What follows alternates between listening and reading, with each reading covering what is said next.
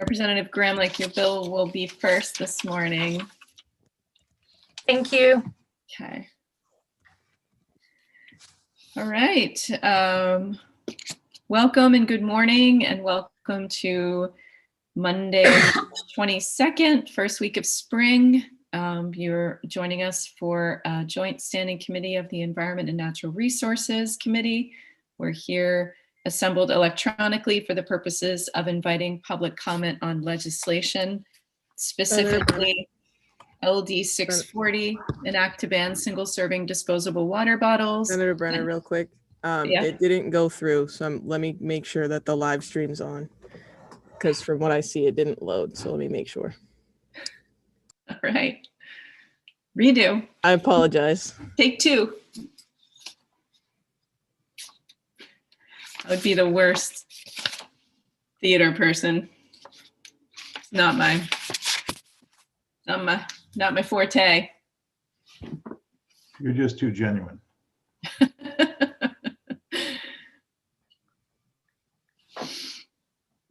You're all set. I just had to check to make sure. All right. So here we are back again. First week of spring. It's Monday, March 22nd, and we are assembled as the Joint Standing Committee for the Environment and Natural Resources.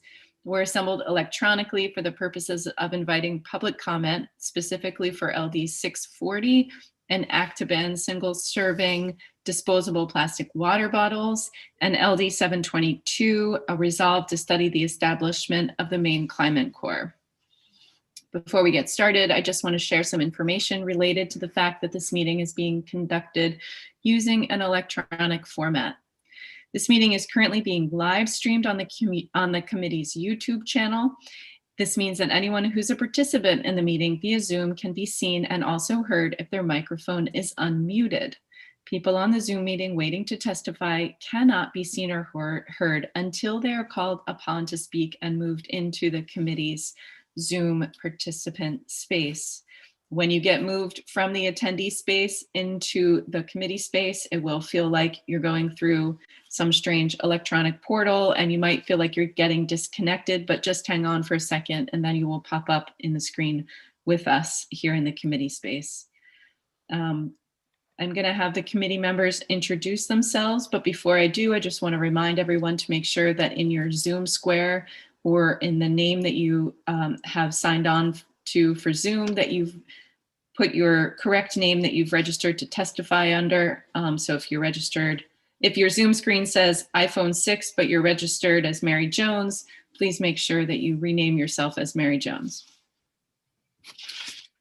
All right, so we'll go ahead and start introductions and we'll start with Representative Bell.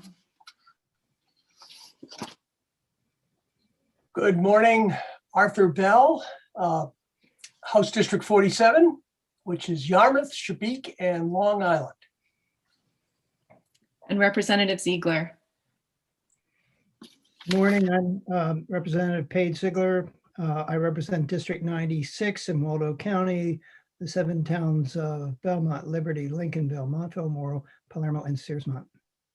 And Representative Dudera. Good morning, everybody. I'm Vicki Dudera. I represent the towns of Camden, Rockport, and Islesboro. Representative Johansson. Good morning, Chris Johansson. I represent House District 145, the 18 organized towns between Bridgewater and Sherman. Representative Gramlich. Thank you, Senator. Good morning and happy spring, everybody. I am Lori Gramlich and I represent House District 13, which is the lovely seaside community of Old Orchard Beach. Representative Bloom. Good morning, Representative Lydia Bloom. I represent House District 3 in York. Representative O'Connor. Good morning, I'm Beth O'Connor. I represent the individuals of House District 5, which is Berwick and a part of North Berwick. Representative Hanley.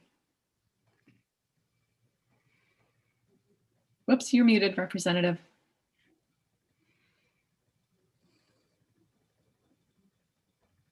Good morning, I'm Jeff Hanley. I represent District 87, which is Pittston, Alna, Wiscasset, and Randolph. And Senator Bennett. Good morning. I'm Rick Bennett. I have the honor of representing 13 towns in beautiful Western Maine, foothills and lakes region of Cumberland and Oxford counties. And my co-chair, Representative Tucker. Good morning. I'm Representative Tucker from Brunswick, House District 50. And this morning we're joined by Dan Tartikoff, our OPLA analyst. And I believe at some point Deirdre Snyder will join us, and she's our other OPLA analyst that focuses on the Environment and Natural Resources Committee. And then also our very able clerk, Sabrina Carey. So thank you to both of you, all three of you, for your support in getting our work done.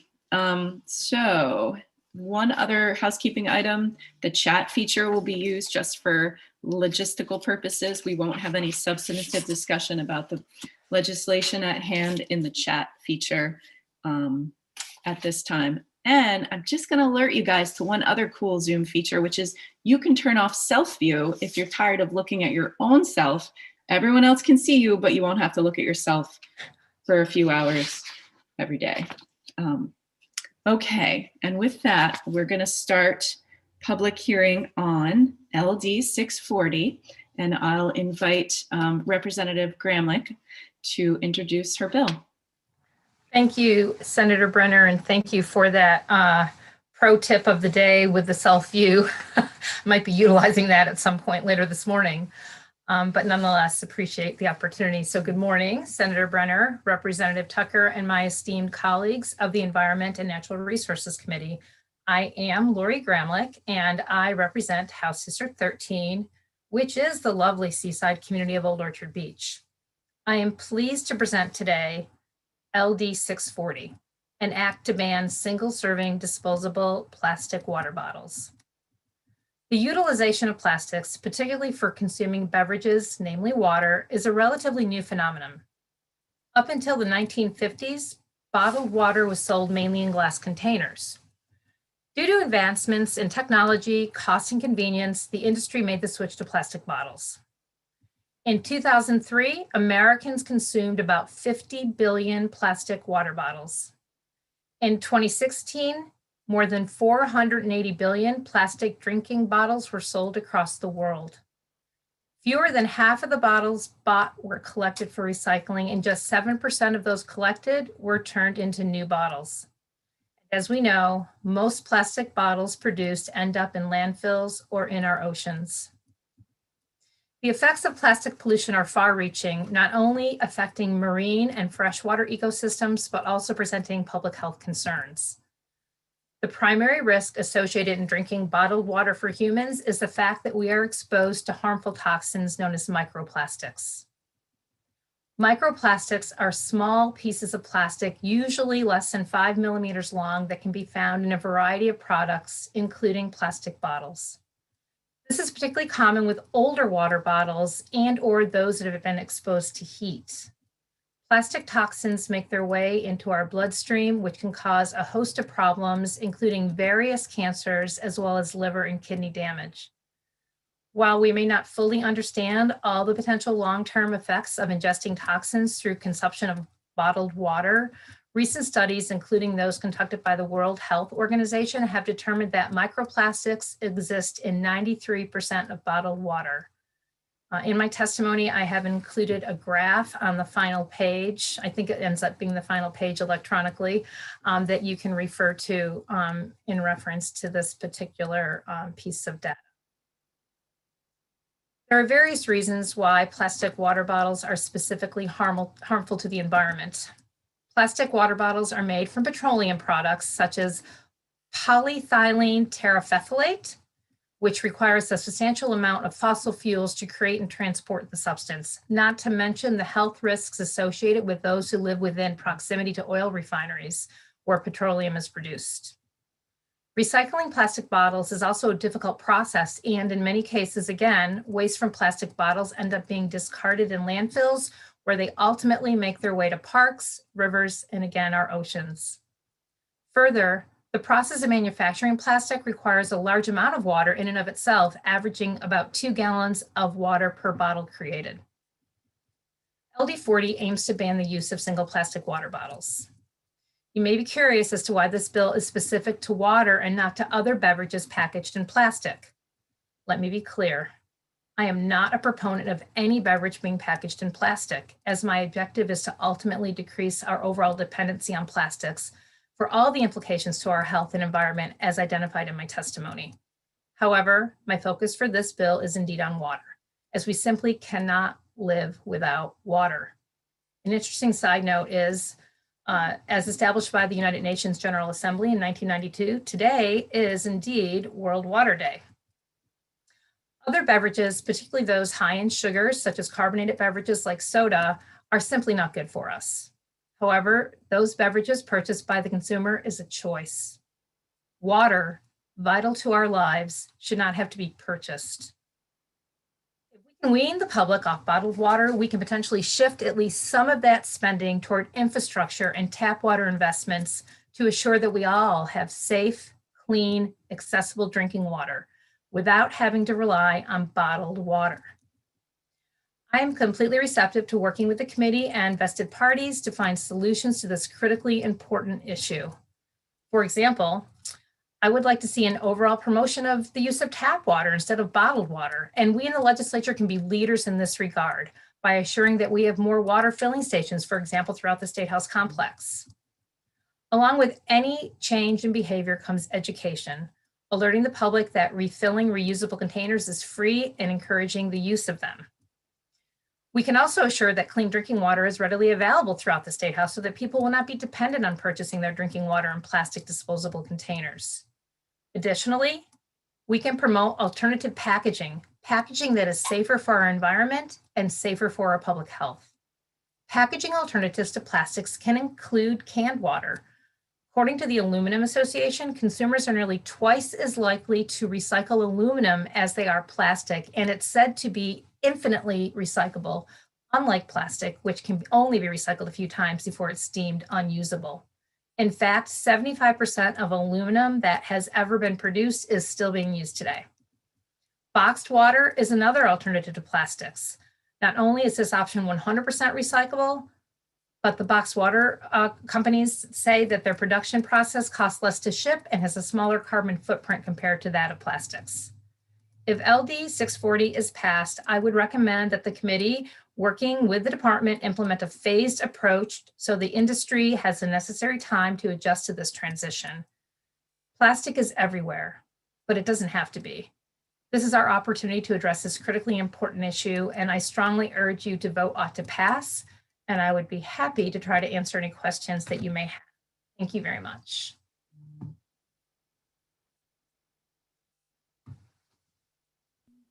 Representative Johansson. Thank you, Senator Brenner. You gave a figure that surprised me in the number of bottles that are not returned. But I think that was a worldwide. Could you tell me, do you know what the number is in the United States that are not returned? I don't have that handy, Representative Johansson. That was a worldwide figure, and I will get that data for you. Thank you. Representative Bloom. Thank you, Senator. Good morning, Representative Gramlich. You mentioned, I didn't realize that the plastic bottled water could contain microplastics. Did I understand you correctly? Yes, you did. And it's particularly, it particularly increases when we have bottled water that has sat for a period of time or gets exposed to heat. Wow. And you say you have data on that? I do. And I'll pass that along through our analysts for the committee to review. Yeah, that's pretty shocking. Thank you. Representative Dudera. Thank you, Senator Brenner, and thank you, Representative Gramlich, for this important bill. I'm wondering, I did a little research prior to this.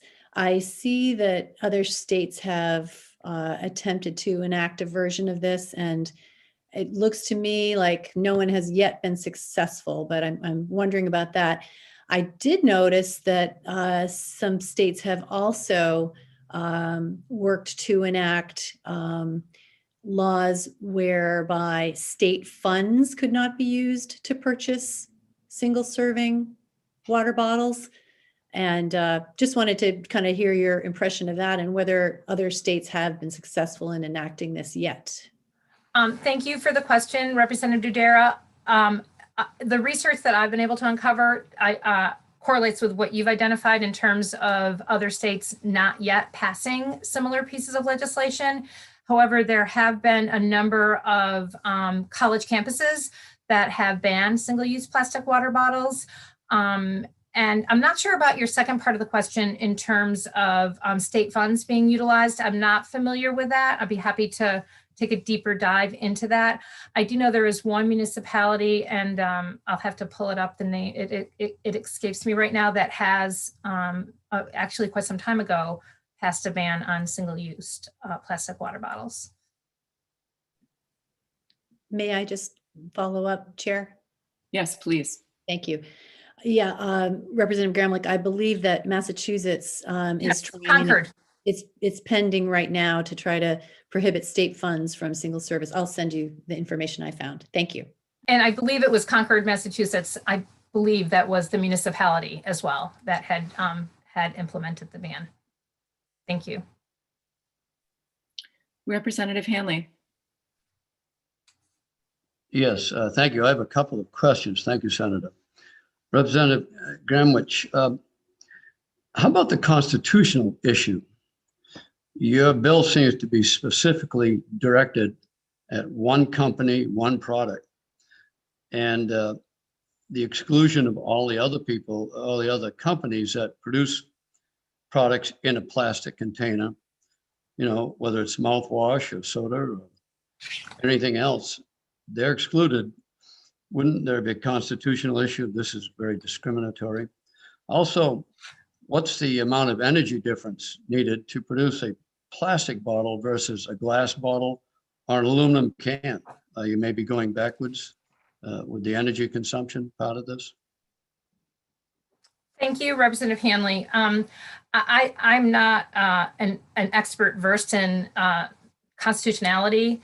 Certainly, there might be others on this Zoom meeting who may be, and I'm certainly sure that our analysts could get some additional information about that. But in terms of the intent of my legislation targeting one company, that is not my intent at all. The intent of my legislation is to protect our environment and our health. And we know that plastics are a detriment to both. And so, as I referenced in my testimony, we all can make the decision and choose to buy soda and carbonated beverages and sweetened beverages. However, because water is vital to life, we should not be in a position to have to buy our water. And in terms of your question, pardon me, Representative Hanley, in terms of your question with regard to the cost analysis, the preliminary data that I had researched had uncovered that it was actually more cost effective, and certainly in the long term, more cost effective in terms of recycling, to explore options of aluminum and paper, which are more recyclable than plastic. Did you have a follow-up, Representative Hanley? Yes. I mean, if your goal, if this is a first step in the goal of removing plastics from our life, how about in the medical profession? I had the sad experience lately of being in an oncology lab, a chemotherapy treatment room, and I noticed that nothing could get done for those patients if it wasn't made out of plastic. So, I mean, how far do you want to go with this?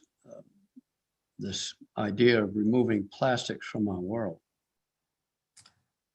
Thank you again for the question, Representative Hanley, and I'm sorry that you had to endure that experience, and I hope you remain well. This is a first step, in my view, in terms of the relationship that it has with water, and that water is a vital source that we cannot live without. So in terms of exploring your reference to the medical field, I think that might be another piece of legislation for another time and another hearing.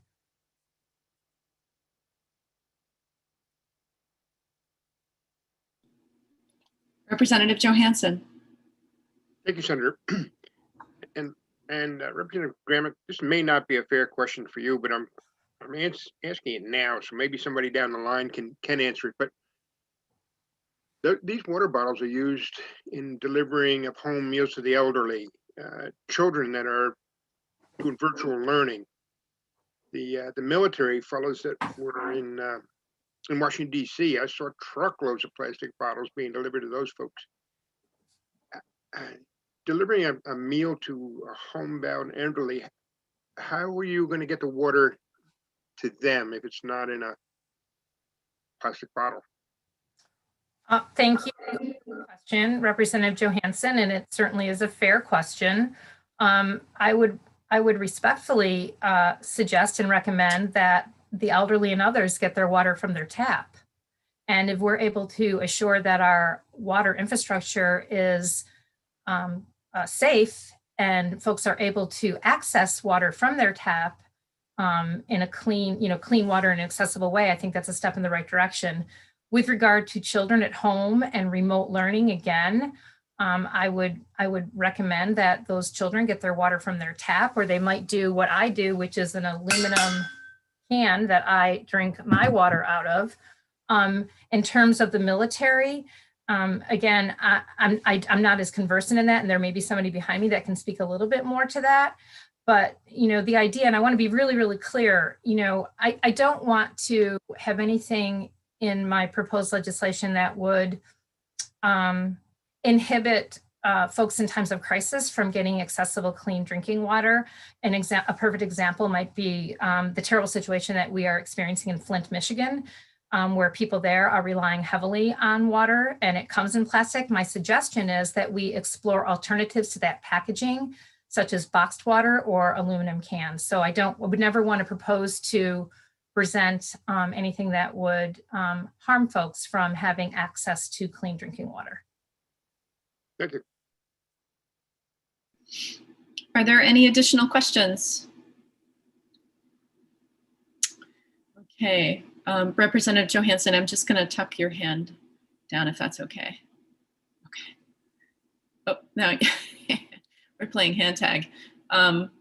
Okay. So next up, thank you so much, Representative Gramlich, for your introduction of your bill. And next up, I believe we have Brian Vanensky from the DEP who will join us.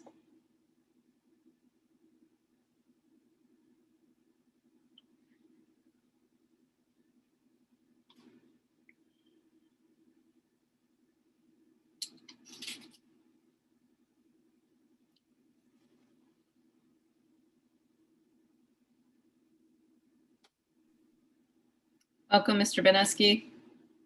Good morning. Thank you.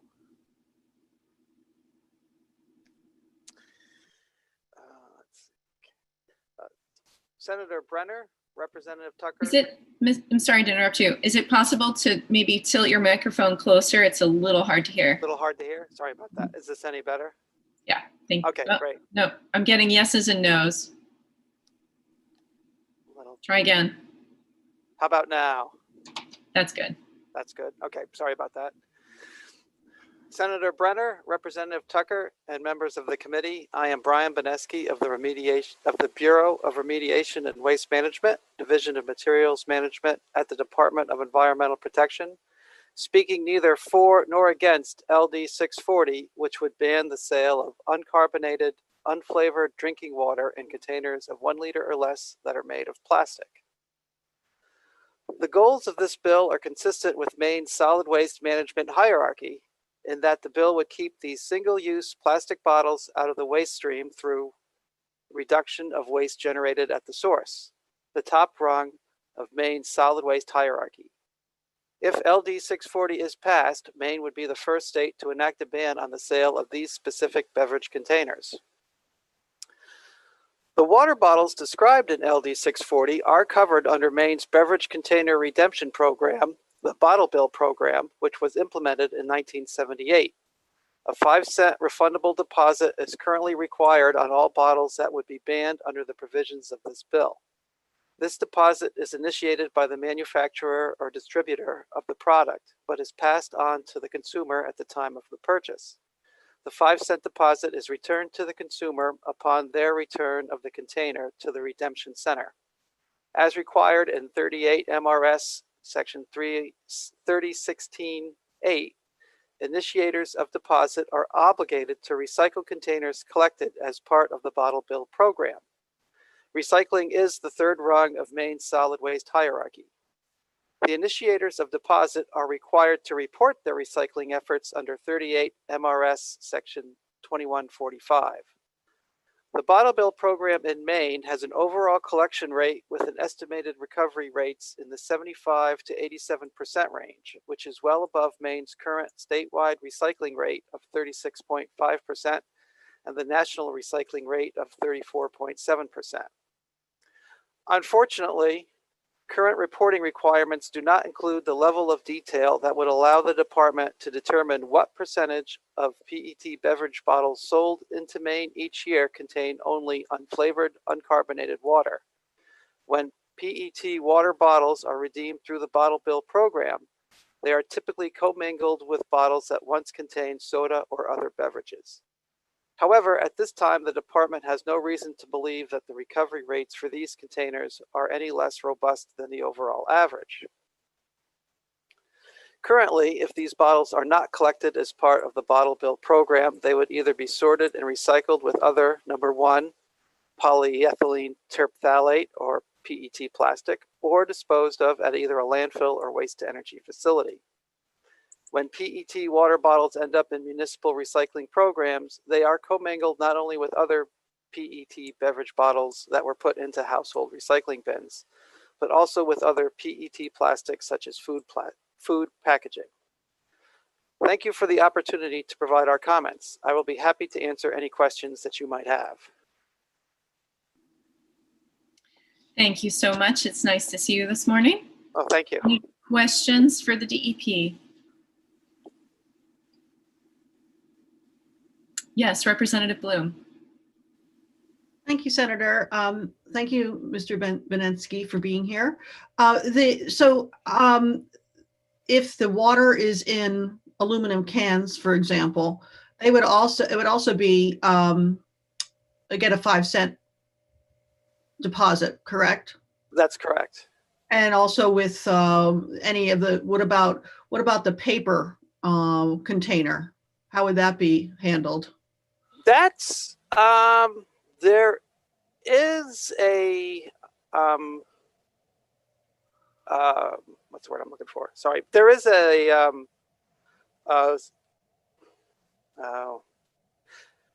there is a I'm sorry, the word's escaping me. There is an exemption for some of the box containers, the Tetra Pak, the kind of multi-mix ones like the juice box ones. So I think we'd have to look at what the type box was constructed to see if there would be a nickel deposit or not. Thank you.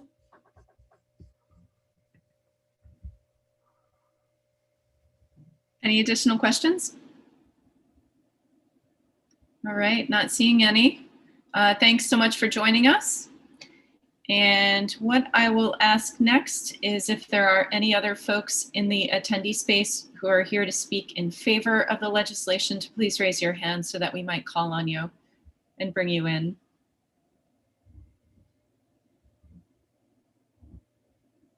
All right.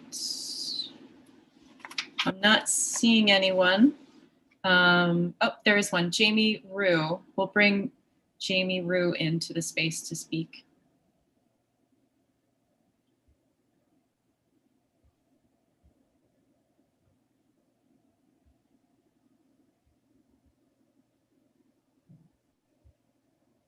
Welcome, Mr. Rue. Please go ahead with your testimony. Thank you. I support this bill. I think the incentive or the motivations for it sound great. I really like the idea of encouraging people in Maine to drink tap water, both because I think that saving petroleum-based products is good, but also I appreciate the focus on water in Maine and making sure that it's good to drink. So I think this is a great bill.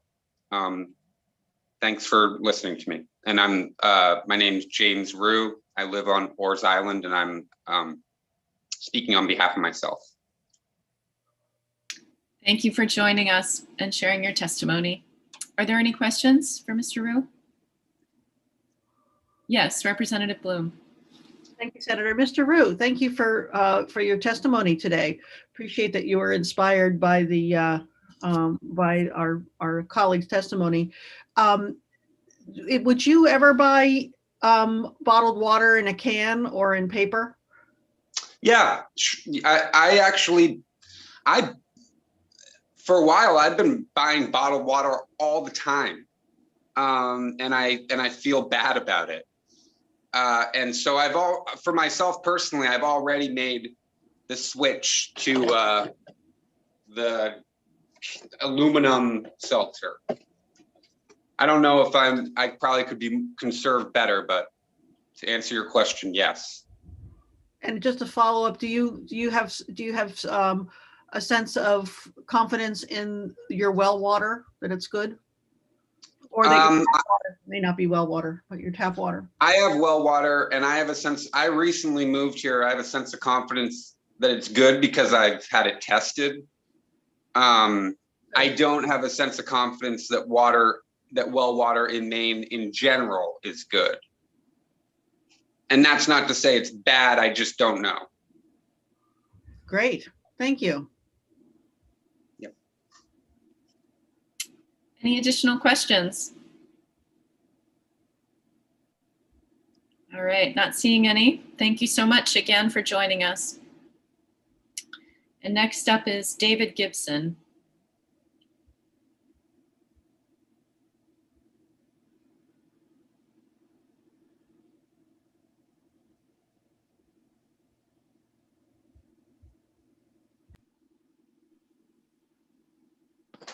Hi, good morning. Can you hear me? We can, yes, welcome. Great. Thank you, Senator Brenner and Representative Tucker and members of the committee. My name is David Gibson. I am a resident of Morrill, and I'm speaking on my own behalf today. I just wanted to highlight, there were some questions regarding emergencies and home delivery of meals and those types of things. And I wanted to highlight that this bill only affects bottled water in 1 liter or smaller bottles. And in an emergency situation, or if there's home delivery needed, we certainly ought to be looking at gallon-sized jugs or 5-gallon jugs, or delivering a larger quantity of water. So I would certainly encourage any programs that are doing those types of things to use larger sized bottles.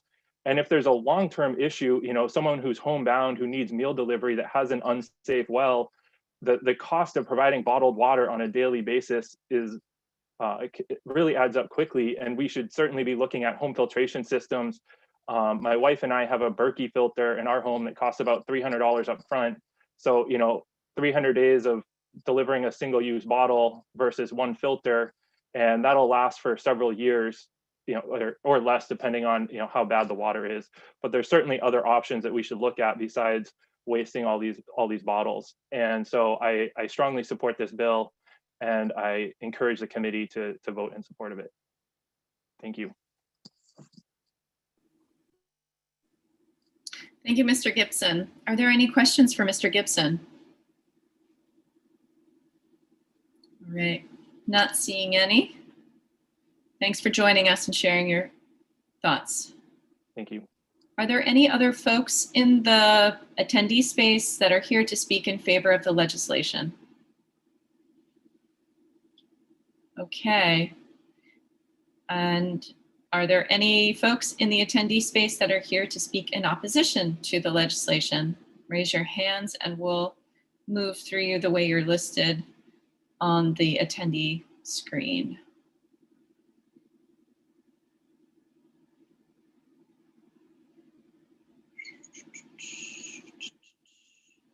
Okay, I will ask Donald Cook, Newell Auger, and Brian Park in that order.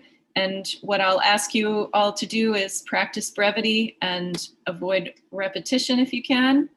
And we'll keep you guys to 3 minutes.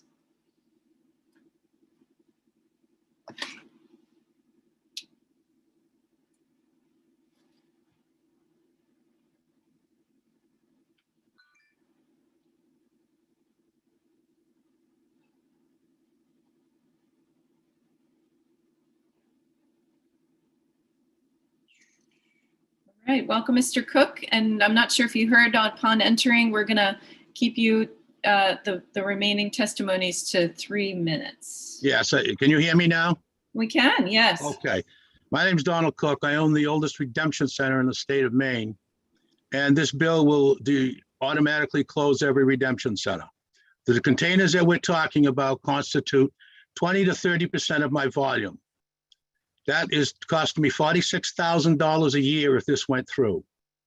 Now, all the bottles are recycled. The ones that come into Maine are recycled. They make fleece jackets, they make the rugs, institutional rugs. But the most important part of this is you are going to put some of the most needy people in the world out of business in the state. I have employed for 44 years some of the most needy people. I had one gentleman, Frankie, suffered from mental retardation, worked for me for 27 years. Counted to 5, put it in the ad machine. That would destroy his job. I hire recovering addicts. I have convicts who are trying to get back in society. This bill will destroy it. I cannot accept $46,000 hit. It will destroy the entire industry of the redemption centers in the state of Maine. And I have the facts behind that. No business can take a 20 to 30% hit and survive. And our people are valuable. They are very valuable. They're challenged people, but boy, they're fantastic workers. That Frankie, the workman, as I said, 27 years and called in sick one day. This bill will destroy that. There's no way we could survive that such of a hit. Now, these bottles are popular. As we said, kids, it's very easy, very handy. And they're popular because your constituents buy them. That's why they're popular. That's why there's so many. They're not being forced to. They choose to because they're convenient to them.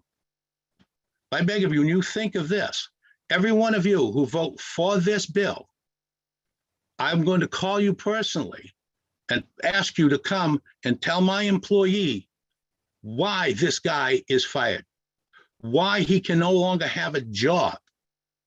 And these people are struggling, very struggling. I've had people, one young gentleman, drug addiction, fighting it. He lasted for me for 2 years.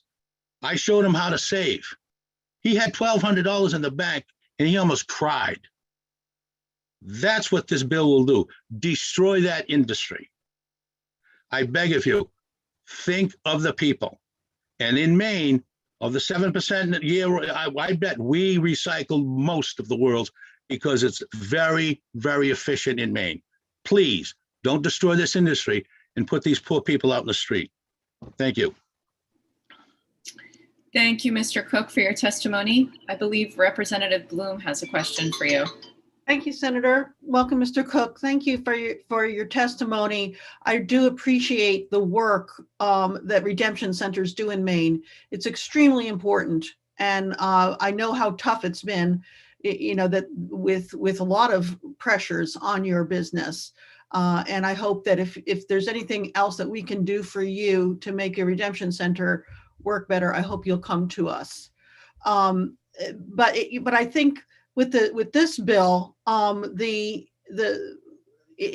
you're talking about, what's going to really affect your business is if people don't bring in those plastic bottles to redeem. But if they're bringing in a can to redeem, if they're replacing it with a can, that should be sufficient. That would also give you the 5 cents. Isn't that really the problem? Getting the 5 cents on it. But the trouble with that is right now, there is no industry canning plain water, just carbonated water. I'm talking to you, close these businesses now.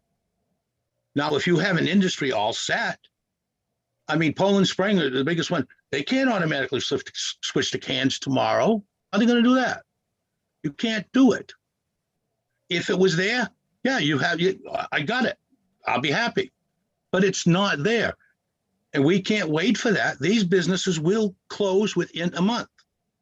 Yes, I agree with you. If it's can, I don't care which it is, but the can isn't there. The industry for that is not there. Well, thank you.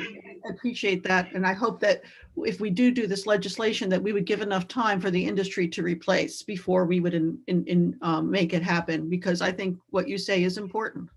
Thank you very much. Representative Dudera. Thank you, Chair Brenner, and thank you, Mr. Cook.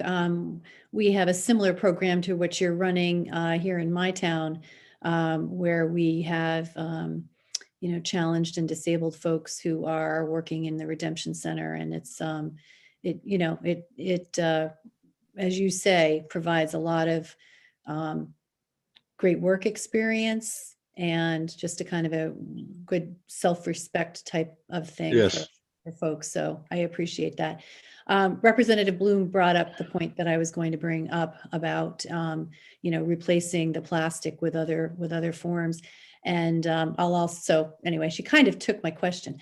But anyway, I also wanted to say too, we can perhaps look, and there could be other types of containers. Some constituents have mentioned to me that we could look to wrap into the bottle bill, but I do appreciate your testimony and thank you so much for being with us virtually. Thank you. Representative Hanley. Yes, thank you, Senator. Thank you, Mr. Cook, for your testimony. You hit the nail right on the head.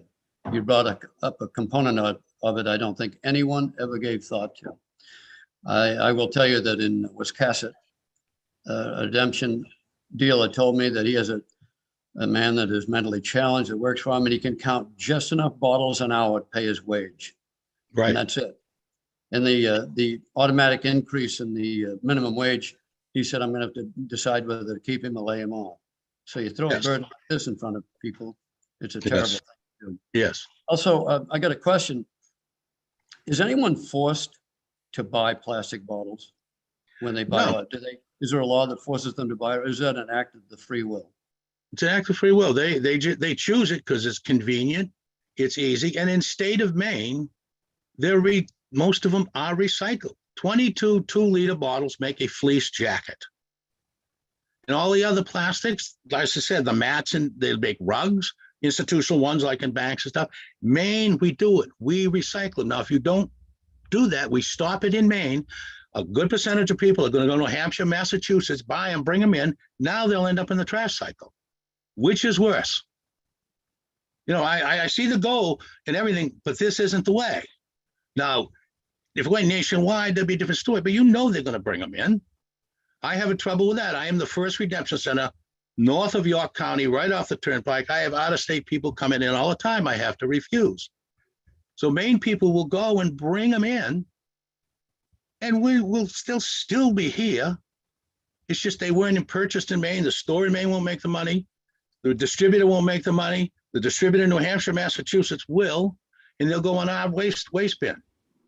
Until you can get somebody to replace it, this is not the way to go. You will just destroy a lot. You will hurt the people of Maine. I understand the goal, but you'll hurt them right now. Representative Hanley, did you have a follow-up? No, I'll take my hand down. I'm sorry. Thank you, Mr. Cook. Very good answers. Thank you. Are there any additional questions for Mr. Cook? All right, thank you so much. Representative Ziegler has a question. Yes, thank you, Mr. Cook, for coming before us. And we've had redemption centers before this committee before, and they're very important to the state. So if there was a time frame that you would agree to, I mean, yes, they will bring the plastic bottles in, but if they're in the state, then they would have to buy the aluminum cans or any other bottle that would be 5 cents. So if there was a time frame, would you be in agreement with this? Or what time frame would you like to see? The time frame, I don't have a time frame. What I have, the thing is, if there's something if it's already in place to take care of it. Let's say they were talking cans, we'll talk it. If the can if it was there now, do it today. But it's not. And I don't know how long that will take. And I still think with the can, it's more convenient with plastic, kids, blah, blah, blah. Just being in the industry so much, we'll get less, but we can live with it. But the only time frame is if it is replaced. And I don't know how long I don't know if there's a way to do it. I don't know if a soda industry can automatically change. I don't know. I don't know the complexities of the machinery, and it's a big investment if whether one can switch to water. It's amazing as you make it up that why doesn't anybody do water now? There has to be a reason. And I'm just throwing it on the top of my head, it's probably the cost of container. Because you can go to Sam's Club right now and buy 45 of those, the 1.9, 16.9 bottle for $3 and something cents. That's probably why they're not made in cans. It's the cost, I'm assuming. I worked in the retail food since 1965, so that's what I'm guessing it is. You know, the cost of doing it. But if they're forced to, can Maine force the industry to change? No. Can the country? Yeah, I got that. But right now, I'm talking the livelihood of, as you said, challenged people, addicts getting on their feet.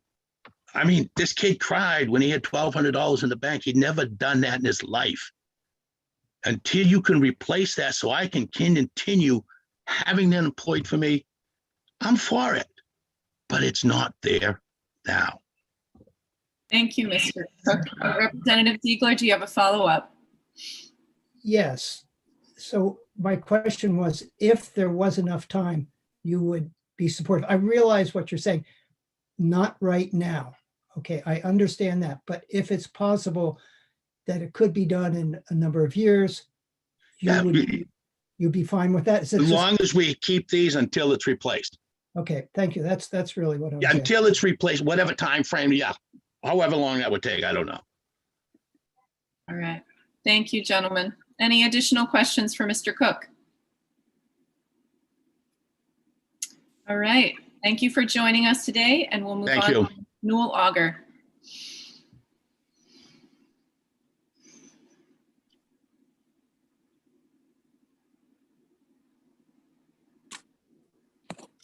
Welcome, Mr. Auger. Hi, folks. Am I on? You are. Good morning. And my name's Newell Auger. I'm a resident of Art Bell's district and a lawyer with Pierce Atwood. I'm here to testify in opposition to this bill on behalf of the members of the Maine Beverage Association. That's Coke Northeast, Pepsi Beverages Maine, Poland Spring, Polar Beverages, and Keurig Dr. Pepper.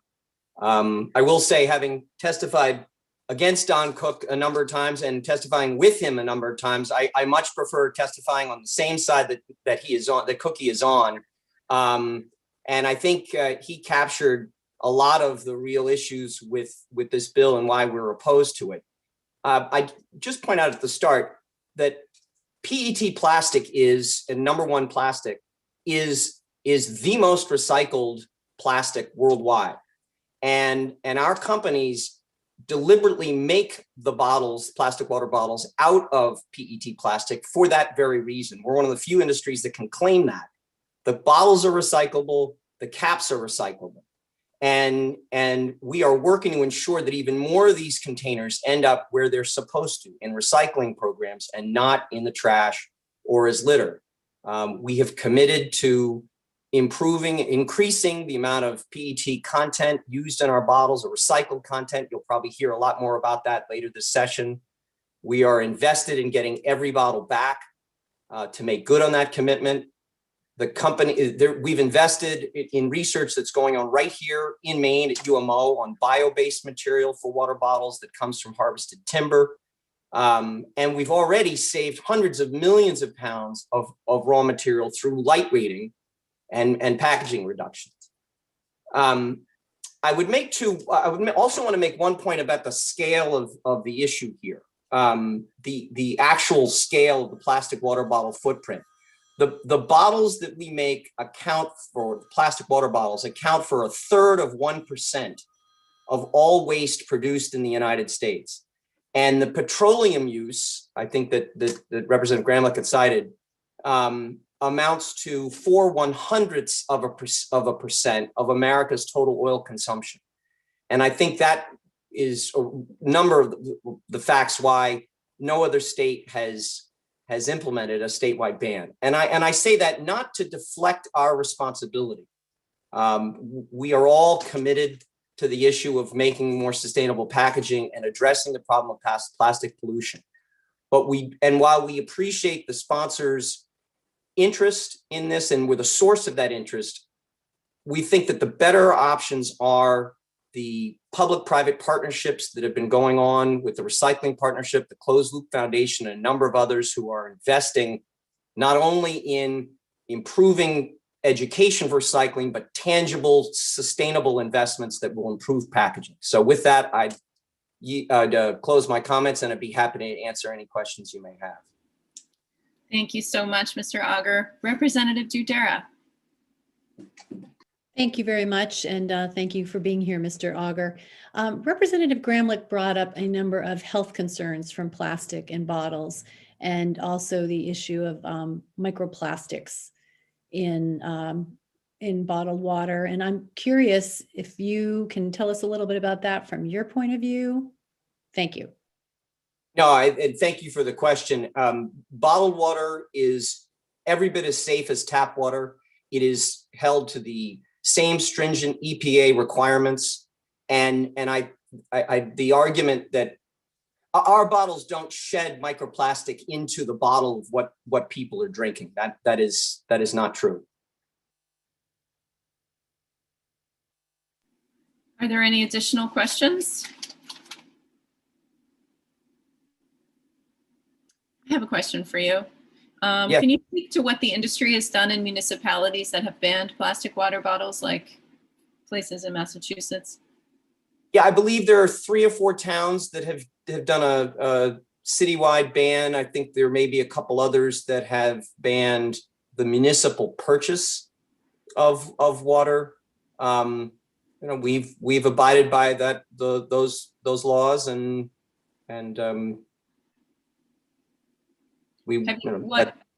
when you've put product in cases in retail locations, in those locations, what are you packaging them in? Or are you just not selling your product there? Part of the problem is that, and I think Cookie alluded to it, there's a reason that we're not doing everything in aluminum, because the cost to put water in an aluminum container is an order of magnitude significantly higher. I mean, the amount of energy that goes into making an aluminum can, and I can get you the figures for the work session, but it is significantly higher than making a plastic bottle. And so I can, for the work session, I can get some information back to you, Senator, about whether the sales in those Massachusetts towns have continued or what's been replaced. It may be box water, but I couldn't claim that. And box water in Maine would not be subject to the bottle bill. I think per Mr. Benesky's comment, a plastic bottle of Tropicana orange juice is part of the bottle bill, but a cardboard box of it is not. So, theoretically, the box water would end up landfilled just as a lot of other paper is. Yeah, I would love to have that cost information of what it means for the industry to switch to other kinds of packaging. That would be helpful and illuminating. I'll get that, and I'll try to get some follow-up just on what happened in those individual Massachusetts towns. Great, thank you. And Representative Bloom has a question. Thank you, Senator. Mr. Newell, I wanted to talk about recyclability. I think that when you talk about what it costs to make a plastic bottle or what it costs to make a can, you also have to, what the recyclability is. From what I understand, the aluminum can be infinitely recyclable. So that's got to add to reduction of cost. And also the recyclability of plastic is more limited. Isn't that correct?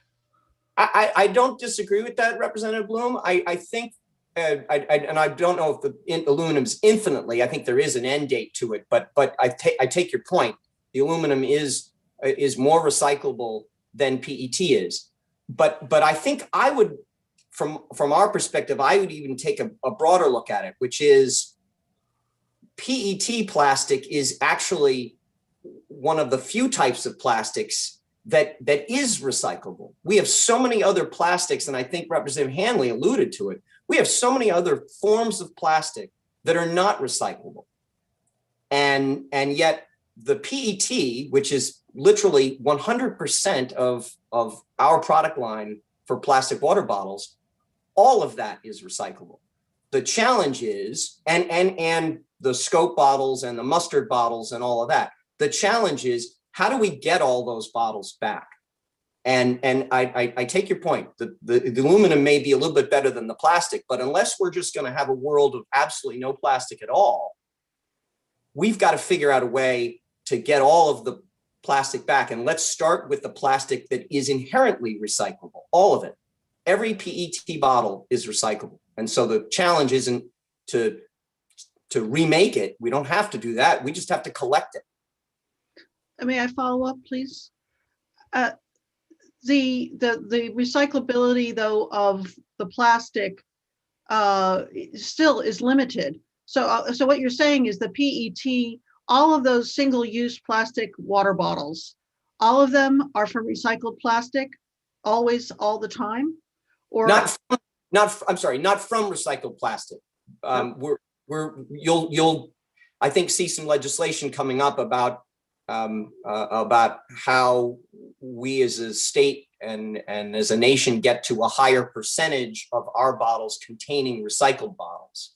But I think from our perspective is the plastic we're using is the recyclable plastic. We don't have it all back yet. In Maine, we've got about 75% of it per the commingling group numbers. So what I'd like to understand is your recycling process what is the plastic recycling process for these bottles, and how where does it go? What's kind of the storyline? I would like to see a little bit more of that loop, if you could, by the work session. Thank you. Sure, I will absolutely get that. I right now, a certain percentage of it goes back into bottles. A certain percentage of it goes to fleece material, carpets, other secondary uses. But I take your point. If we were making a never-ending bottle, if you will, how many times could that plastic be remade into a new bottle? And I'll get some semblance of an estimate of that for you for the work session. Thank you. Representative Ziegler.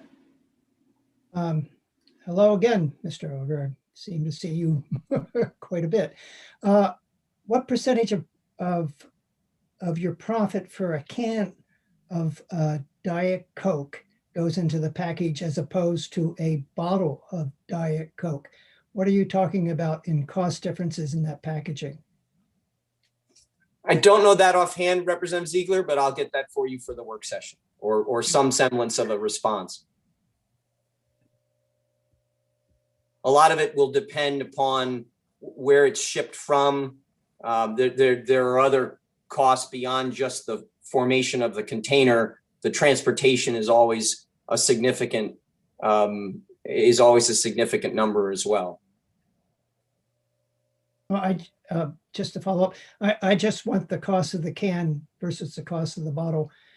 If you're talking about shipping and added costs afterwards, I'd rather have the cost just specific to those two items. Thank you.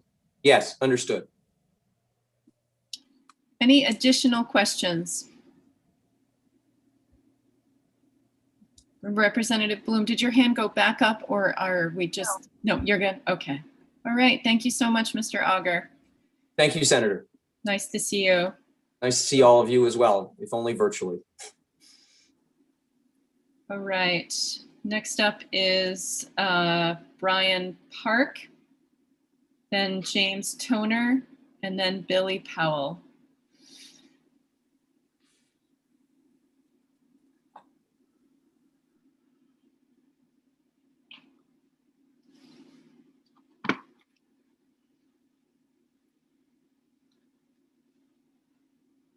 Welcome, Mr. Park. Good morning.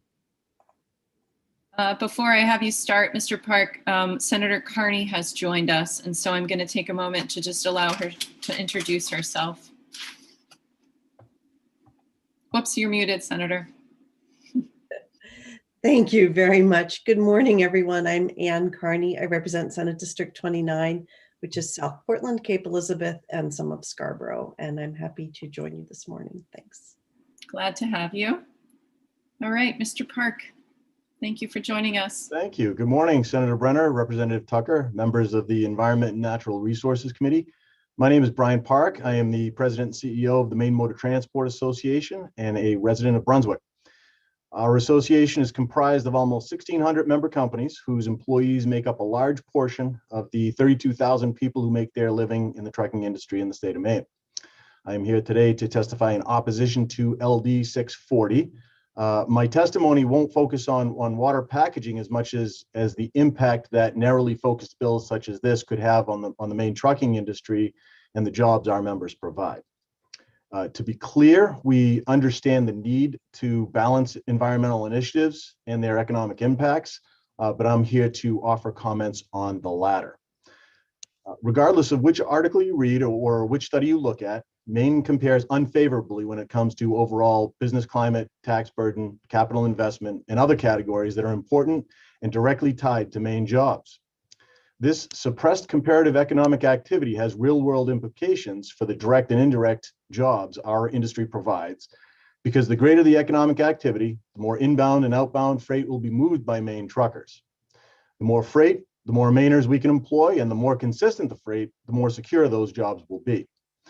Unlike some other commodities, water shipments at the hand of Poland Springs has remained a consistent source of work for trucking companies, which has allowed employment stability, not only to our truckers, but also to all of the companies and individuals who provide goods and services to our industry. From tire dealers to insurance agents to fuel suppliers to freight brokers, the freight that moves in and out of Poland Spring produces measurable impacts on jobs in the Maine economy, and this must not be overlooked. With that all as a backdrop, this and other Poland Spring focused bills puts jobs and economic opportunity at risk. Poland Spring will continue to analyze its competitive position, and this bill gives them one more reason, one more detracting factor against further investment in our state that will have compounding effects on the regional and Maine economies. So on behalf of the Maine Motor Transport Association, our 1,600 member companies, I ask that you oppose LD 640. I will be happy to answer any questions the committee may have now or at the work session. And Senator Bremer, I have submitted the written testimony for two of Maine's largest and most respected trucking companies, Barry Pottle, president of Pottle's Transportation, and Jeff Castonguay, president of Hart Transportation. Both gentlemen are active members of MMTA, and they ask that I deliver their testimony. I know there's a 3-minute limit, so I can summarize for you. I can read them. I can do whatever you like. Thank you, Mr. Park. If their testimonies are supported by yours, I think we're okay with the written version for now. And I would highly recommend that you read each gentleman's written testimony. They do a much more eloquent and comprehensive job outlining the impacts that this bill could have on their specific businesses. So they talk about specific jobs, specific revenues, specific payroll that they pay, and the hundreds of jobs that they provide solely servicing Poland Spring. So thank you. If my 3 minutes is up, I would just highly recommend you read both gentlemen's testimony. Great, thank you so much. Are there questions for Mr. Park?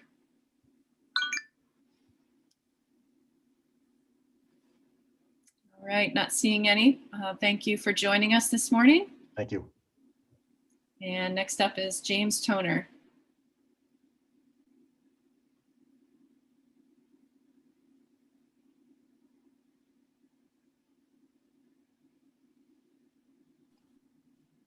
Welcome, Mr. Toner. Good morning, Chairs Brenner, Tucker, and members of the Joint Standing Committee on Environment and Natural Resources. I'm James Toner, Director of Government Relations for the International Bottled Water Association. I'm here to testify in strong opposition to LD 640 that seeks to prohibit the sale of bottled water in containers of 1 liter or less in the state. I've submitted our comments for the record and know that others before and after me will address many of the same issues, so I'll keep my testimony brief.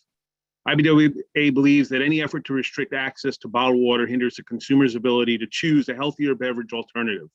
At a time when consumers have driven bottled water the #1 packaged beverage in the US, this shows that people are opting for a choice with 0 calories, no sugar, and no caffeine. And research has shown when bottled water is removed as an option, 74% of people will choose another packaged drink, not water from another source. Bottled water has the lowest environmental footprint of any packaged beverage, is 100% recyclable, and the most recognized and most recycled containers in curbside programs.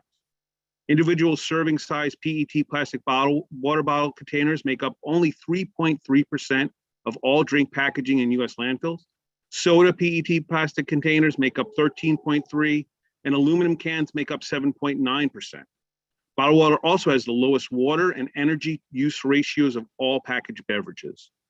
Removal of this product from the state's deposit program will not only impact state dollars received via the system, but also existing recycling streams in the state, as PET is one of the most sought after materials in resource recovery markets. This proposal puts citizens at extreme risk should there be a failure of a public water system, a natural disaster, or any other emergency throughout the state, where water resources could be compromised. And everyday groups, such as those with compromised immune systems, first responders, or simply families opting to make a safe and healthy beverage choice would be drastically affected. Finally, the bottled water industry has a strong presence and long history in Maine. Nearly 1,600 people in the state are employed in the industry, with nearly another almost 4,000 in supplier and ancillary industries.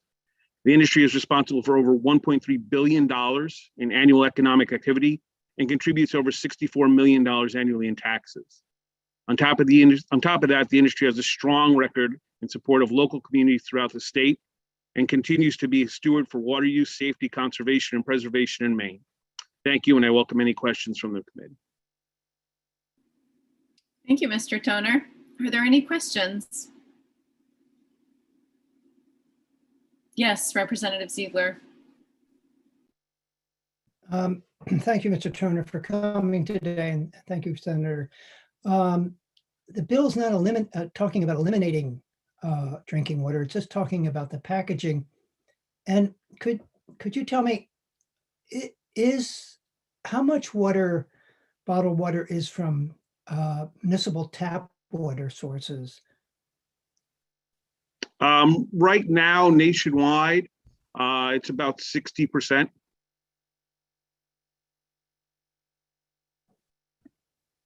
Thank you. And so again, the issue isn't about eliminating bottled or water, drinking water.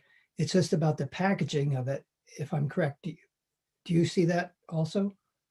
I understand, and I appreciate that. But the idea that, one of the reasons that bottled water is so popular is because of the convenience. As someone had testified before about using gallon or 3 or 5 gallon in a situation when someone is out and about, that's not possible. Or if you're talking about having it in a home, while a gallon might be suitable, it's usually, as you see in most disaster relief efforts, they're getting to people in a more convenient way than providing something that's larger, that's using a different type of plastic possibly, which may be HDPE, which is a different type of plastic but also 100% recyclable. Some of the concerns definitely are about the convenience and availability to get the product to where it needs to be in the least amount of time with the least amount of environmental impact.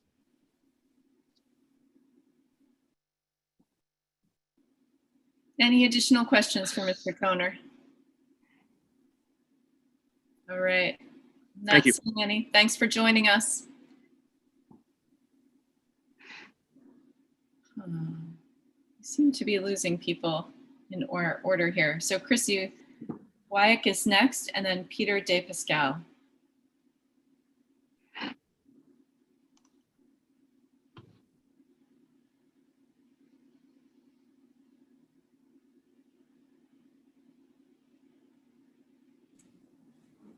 Welcome. Thanks for joining us. Thank you for having me. First, I'm not from Maine. I'm in Nashville, Tennessee. And I just want to say thank you for the process. My husband is does something similar to what you all do. And so I just appreciate good, healthy public debate. We are a trucking company. I am a minority owner, and I'm the chief sales officer for Western Express. We have 3,000 trucks that run all over the United States, and we've had a 20+ year relationship with Poland Springs. We do about 600 loads a week in and out of Poland Springs. And I submitted some testimony. I don't know if you all have already read it or not, that would just let you know sort of what that economic impact is for us and for Maine. We have 25 drivers that live in the state of Maine. We had over 4,000 fuel transactions in 2020 and purchased 181 gallons of fuel, which is over $500,000 of diesel purchases in Maine in 2020. We have no incentive to go into the state of Maine without our relationship with Poland Springs. And so if this were to occur and we no longer had a relationship with Poland Springs, then our dollars would be spent elsewhere. I included our 2018 taxable miles, taxable gallons, and fuel taxes paid by quarter from 2018 through 2020 in my submitted testimony.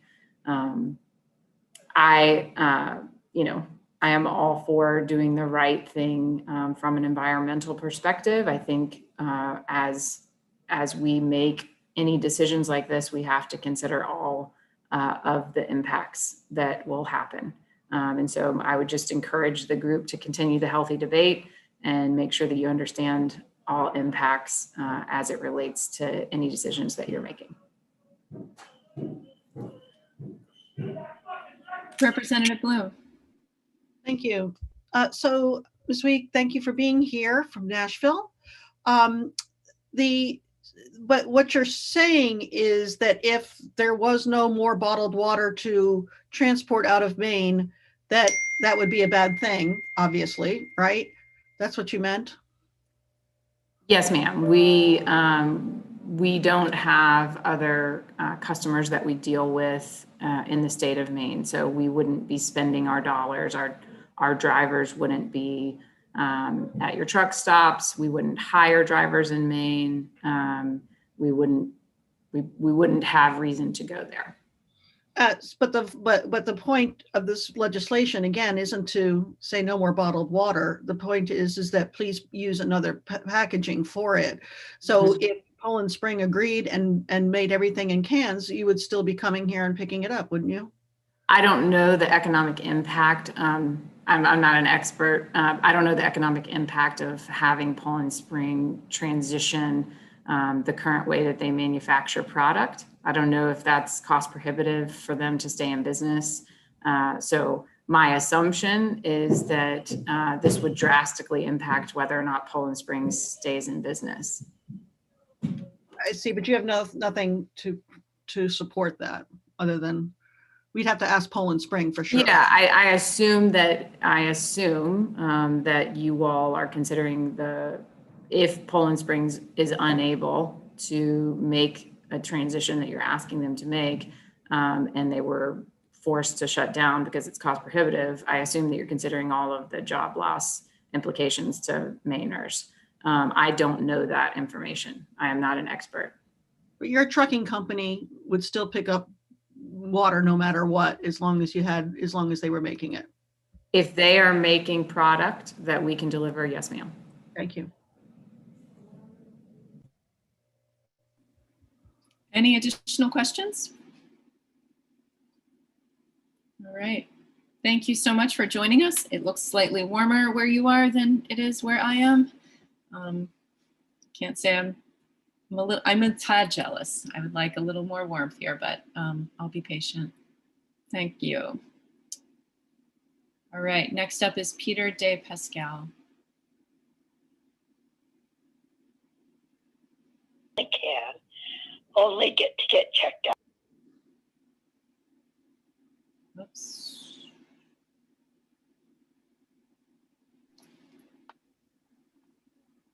Thank you for joining us. Well, good morning, members of the committee. Can you hear me okay? We sure can. Fantastic. My name is Peter DePasquale. I'm the Vice President of Government Affairs for Nestle Waters Poland Spring. Addressing pollution is a goal we all share, and that requires the work of all of us. This bill will not only significantly disrupt our operations, but will also likely exacerbate existing environmental health concerns rather than leading to the environmental outcomes it is intending to address. As you review this bill, please consider the following facts. Beverage containers are some of the most recycled materials in the state of Maine, with a reported 84% redemption rate.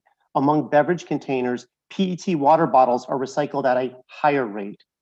Banning the sale of plastic water bottles will push water into alternative packaging, such as glass, aluminum, or larger plastic formats that either are less frequently recycled or have greater environmental footprints. And that's consistent with life cycle analyses that we have done, as well as that are publicly available and that are cited in my written testimony. Banning the sale of plastic bottled waters will also disrupt regional circular economy efforts, including our commitment to increase our use of recycled content across our portfolio.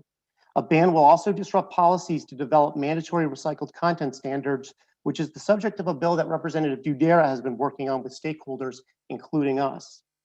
Since LD 640 also bans the sale of bio-based plastic bottles, it would undermine research and development underway at the University of Maine in collaboration with Poland Spring. This initiative explores the potential uses of bio-based solutions derived from sustainably harvested Maine wood as alternatives for Poland Spring packaging. Again, as James Toner referenced, bottled water competes against other packaged beverages, and when it's available, consumers frequently buy a less healthy sugar-sweetened beverage, consuming additional unnecessary calories.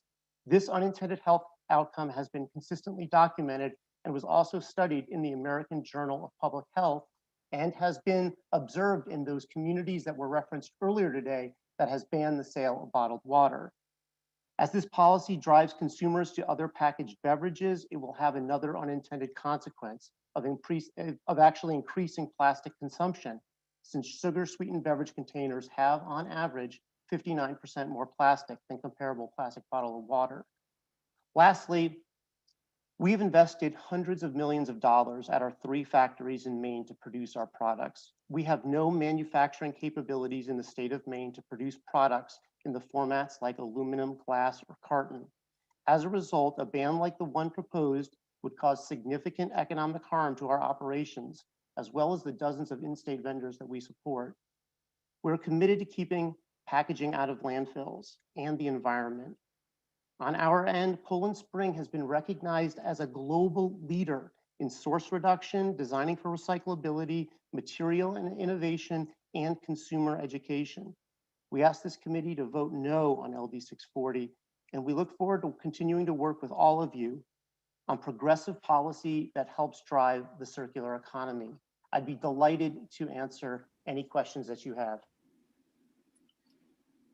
Any questions for Mr. DePasquale? I have a question for you. So, I mean, the popularity of bottled water is evident in your industry. Nestle Waters, I think, was $11 billion 2019? No. The whole company? It's 11 billion was what I read on Google. Yeah, so Nestle Waters North America has sales that range between, $3.5 billion to $4 billion. That's across our 6 regional spring water brands, plus our home and office delivery company, Ready to Refresh. That might have been the global number then. So the popularity is evident, but I wonder, have you done consumer focus groups about what your consumers would like their product packaged in? Because right now they don't have a lot of choice. Yeah, I mean, there are actually a lot of choices out there. I mean, as was referenced, you see there are some small manufacturers doing alternative formats. Our consumers want to feel good about the products that they are purchasing. They want to feel good from a health standpoint and from an environmental standpoint. right? Bottled water's growth has been experienced in large part because Americans, by and large, are getting healthier and moving away from sugar-sweetened beverages. That's a great thing. But our consumers are, of course, increasingly wanting to feel good about the packaging that they're buying their products in. And this is why, you know, we're kind of all proud in the state of Maine that Poland Spring is the company, you know, in the whole nation that's leading the conversion to circularity, to closed loop. You know, we have a commitment to reach 100% recycled content in our still water portfolio, single serve still water portfolio by the end of 2022. That is the most aggressive commitment that exists in the nation, and bringing that circularity, making more bottles out of bottles so that our consumers can still experience the product they want in the way that they want, but can have confidence that they're contributing to the circular economy. So let me just get that straight. Poland Springs has a goal of having 100% recycled material in the bottle. Yeah, and many of the products that are already, you know, in your stores in the state of Maine and New England have already converted to that 100% recycled content. If any of you find yourselves in a store, you know, in the next few days, you could look on the labels and it would say 100% recyclable and 100% recycled with a made better logo. That's how you know that particular packaging is a closed loop packaging. You know, I think it's important to kind of step back and kind of correct what at least we believe is a fallacy, that alternative packaging is better environmentally. I mean, I heard earlier a stat that, you know, that aluminum was better, and it was by the Aluminum Trade Association. You know, what we try to do is take a very holistic view, and I think it's pretty consistent that life cycle analysis show that on average, you know, when you're looking at certainly looking at greenhouse gas emissions, overall energy consumption, and total waste generation, that PET lightweighted, designed for recyclable PET water bottles perform better. And that only goes up once you start adding that post-consumer recycled content into that package. Thank you. I believe Senator Bennett has a question. I do, Senator. Thank you. Mr. DePasquale, thanks for being here. I have the luxury of sitting on top of the aquifer from which most of your Poland Spring water comes from, and so I enjoy it out of my tap and I wash my shirts in it. The question I had, I also represent Freiburg in the Senate, which, as you know, is one of your spring sources. And there is a transaction coming to transfer ownership of Poland Spring brand and the assets. And I wanted to know what kind of commitments the new owners will have along the same lines that Nestle has expressed and that you've expressed today. What can you tell us to assure us about that? Sure, thanks for the question, Senator. For context, this past summer, our parent company, Nestle, announced that it was accepting offers and interest to sell their North American bottled water business, which, as I explained to the chair, is the 6 regional bottled water brands plus our Ready Refresh. A transaction was announced 3 weeks ago. That transaction hasn't closed yet, so I want you to know that I stand before you today still as a representative of Nestle Waters Poland Spring. We expect that transaction will close in the weeks and months ahead. What I can say is that the Poland Spring team is excited and optimistic about this transition to more of a standalone organization. The buyers have an established track record of successfully investing and responsibly growing many iconic American food and beverage companies. They have said publicly that they are excited about this opportunity while continuing to create value in the communities we operate in, including Maine. So with that, I am really encouraged about what the future looks like, not only for our employees, at our 3 factories in Maine, but the entire, North American, the Nestle Waters North American team. May I ask a follow-up? Of course. Thank you. I just want to, so it doesn't sound though that there's any real commitment to the same level of circularity in the waste stream that Nestle has had. I actually think Nestle, looking globally, has been a leader, and I think people in my district have some discomfort with the new ownership just because they don't know them, and they have a track record of running businesses. But what was their commitment to ESG principles, sustainability? Was that part of the discussion relating to the transaction? And can you give more assurance on those fronts? Yeah, I mean, everything that the buyers have said publicly is that they're impressed with the way that we're leading in the bottled water space. And as you rightly, pointed out, Senator Bennett, that leadership really is moving to circularity. So I think that, all of the interested parties really saw where, our management team is leading. And at this point, there's been no indication that any of those commitments, have changed. I believe that it was likely that those commitments were an attractive piece, because as you rightly pointed out, Poland Spring is so far ahead of our competitors when it comes to, what I'd call the pillars of responsible packaging, source reduction, lightweighting, designing for recyclability, inspiring collection, consumer education, and material innovation, which of course, what we're talking about is recycled content, post-consumer recycled content, but we're also talking about that bio-based, second generation feedstocks, and then also, continuing to expand our refillable business, which we continue to believe will be a growing segment. I do think it's important though, for just to kind of hit on that, our 3 factories in Maine have a combined 25 bottling lines, right? We've invested hundreds of millions for those 25 lines. Those are all PET plastic lines. They cannot be converted to another packaging type. New lines would have to be invested and built. That's significant capital expenditures. I understand that point, and I just I see other people have questions. I just wondered if for the work session, if you could, to the extent you can, given that they're new owners that don't own the company yet, but to the extent that you could get some written assurance from the new owners about their commitments in this level that we could consider when we take this bill up in work session, I think it would be really helpful to me at least. Thank you. Thank you, Senator. Thank you. Representative Dudera.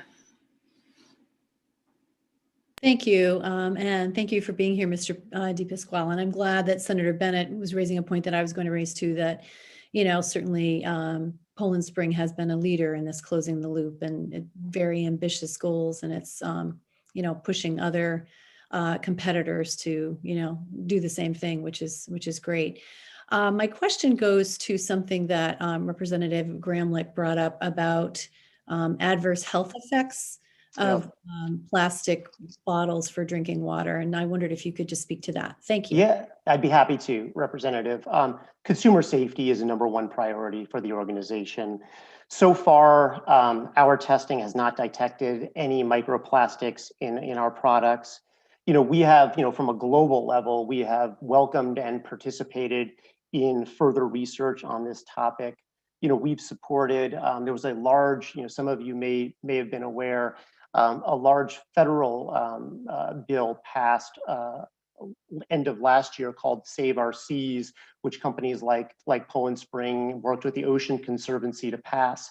In that bill, it's a really large bill, but there is a provision in that we supported that directs the EPA, National Academies of Science, to do a whole set of studies. One of those studies is to do a study on potential impacts of microplastics on food, on domestic food and water supplies. I think as Mr. Auger pointed out, microplastics in the environment, there's still a lot to learn. It appears that, they might originate from, textile washing and things like that. But we are participating. Again, consumer safety is #1 priority for our product.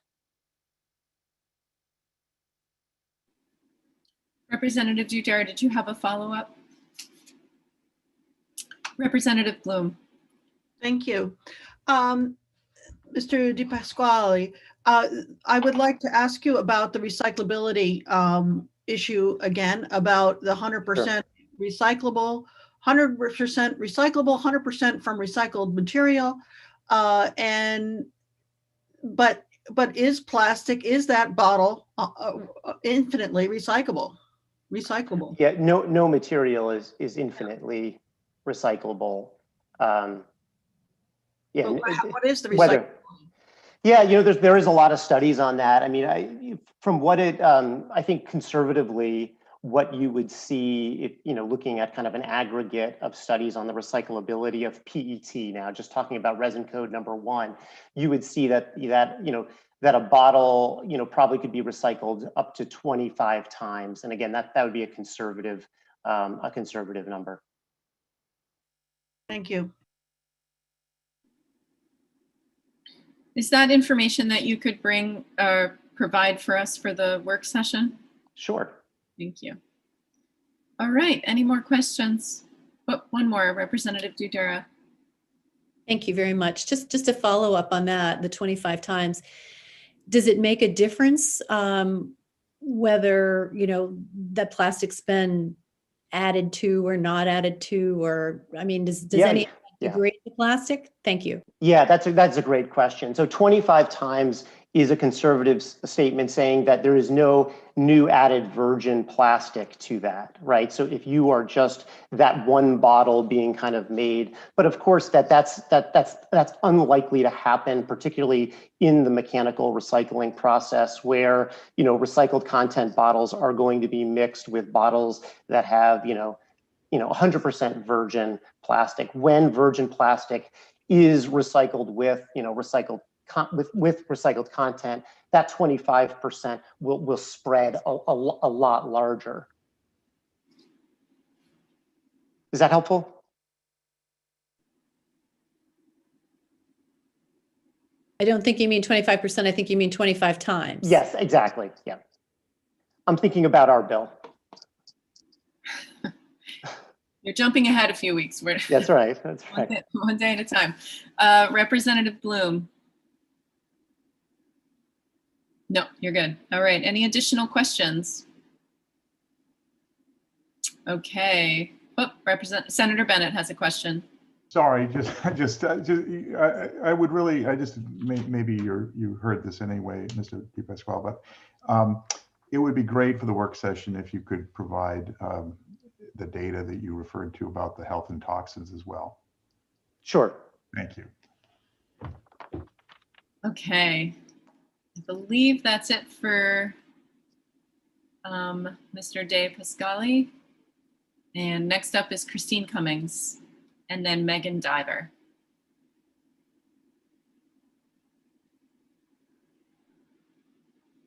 Welcome, Ms. Cummings. Good morning. Senator Brenner, Representative Tucker, and members of the Committee on the Environment and Natural Resources. My name is Christine Cummings. I'm the Executive Director of the Maine Grocers and Food Producers Association.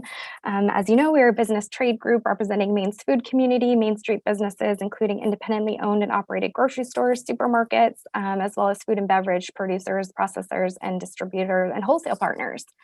MGFPA is strongly opposed to LD 640 as it would remove a significant growing product category from our Maine storefronts. According to national industry data for the week of March 6, 2020 through March 6, 2021, there were more than 73 million units of single-serve water sold in New England in comparison to the more than 118 million single-serve non-alcoholic beverages sold. Single-serve water represented 38% of all single-serve beverages in New England over the last year.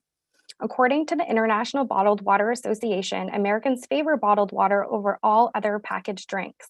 In 2018, Zenith Global noted that 93% of Americans reported they want bottled water available everywhere drinks are sold, preferring it over coffee and soft drinks. It seems misaligned to seek to ban water bottles when on average, a 16.9 ounce plastic water bottle uses about 59% less PET plastic than other beverages.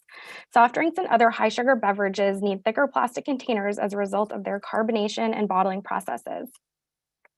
The National Association for PET Container Resources noted that bottled water is the most recycled product in curbside recycling systems at 53.9%, while soda bottles are recycled at a rate of 20.4%. And as we know, Maine DEP reports that Maine's bottle bill program has an estimated recovery rate of 75 to 87%. Our grocers have researched plastic water bottle alternatives to date, and as we've discussed, aluminum cans and bottles, a coated paper carton replacement, and glass are available as alternatives in the marketplace. These materials are heavy compared to the lightweight plastic bottles that score worse on environmental indicators. While glass exists for premium brands, glass is not an adequate solution to meet the scale of demand for plastic water bottles.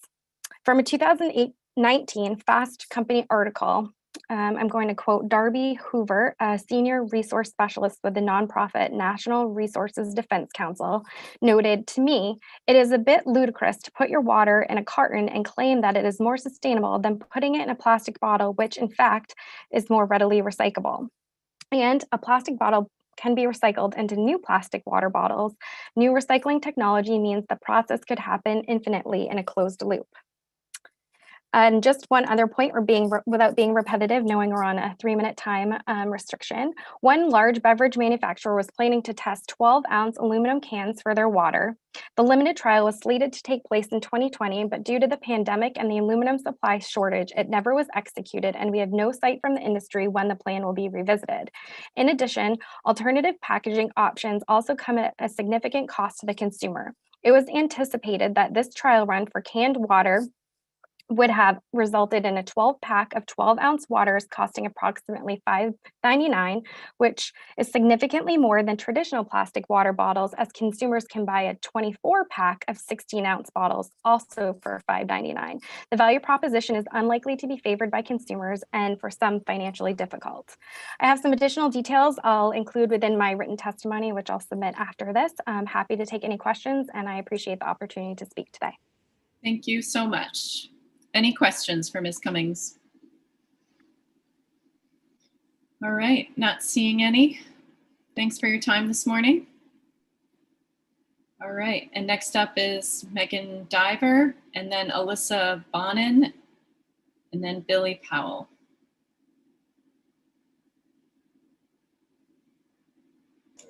Welcome, Ms. Diver. Good morning. Senator Brennan, Representative Tucker, and members of the Environment and Natural Resources Committee. My name is Megan Diver, and I'm the Vice President of the Maine Energy Marketers Association. MEMA is a trade association composed of approximately 300 member companies and over 5,000 indirect and 5,000 direct people working in energy delivery and servicing businesses delivering heating, oil, biofuels, motor fuels, propane, pellets, and kerosene, and offering service and installations on those equipments that operate these fuels. In addition, our members own and operate 70% of Maine's 1,300 convenience stores throughout Maine and employ approximately 10,000 Maine people and sell more than 1 billion gallons of gasoline and diesel fuel each year. We provide education and training to the heating, ventilation, air conditioning, weatherization, and energy auditing trades for hundreds of Maine citizens annually through our courses at our own state-of-the-art training facility, MTech. While we appreciate the intentions of LD 640, we are opposed to the bill. Not everyone has access to safe, reliable drinking water. Some tap water could have other hidden contaminants. A study recently released warned of a biofilm in America's plumbing.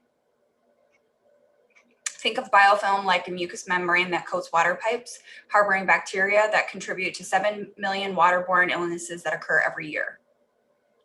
Banning plastic water bottles specifically would remove a healthy beverage choice for consumers, leading to increased consumption of unhealthy sugary drinks.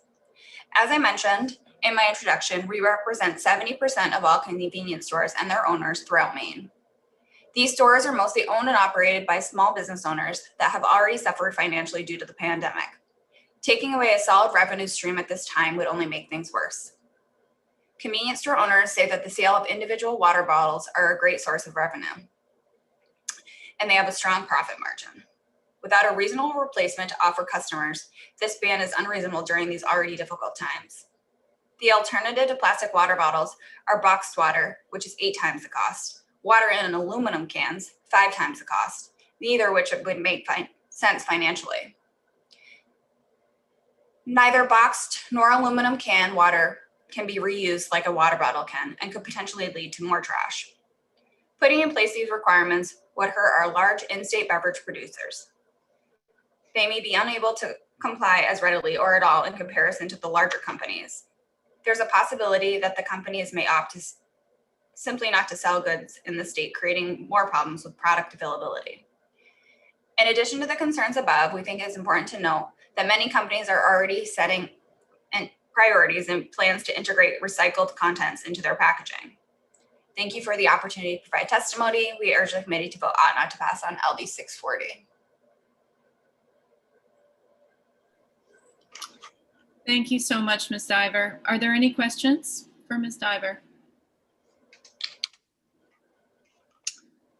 All right, not seeing any. Thanks for joining us this morning. Thank you. Next up is Alyssa Bonin, and then Billy Powell, and then Ryan Fisher.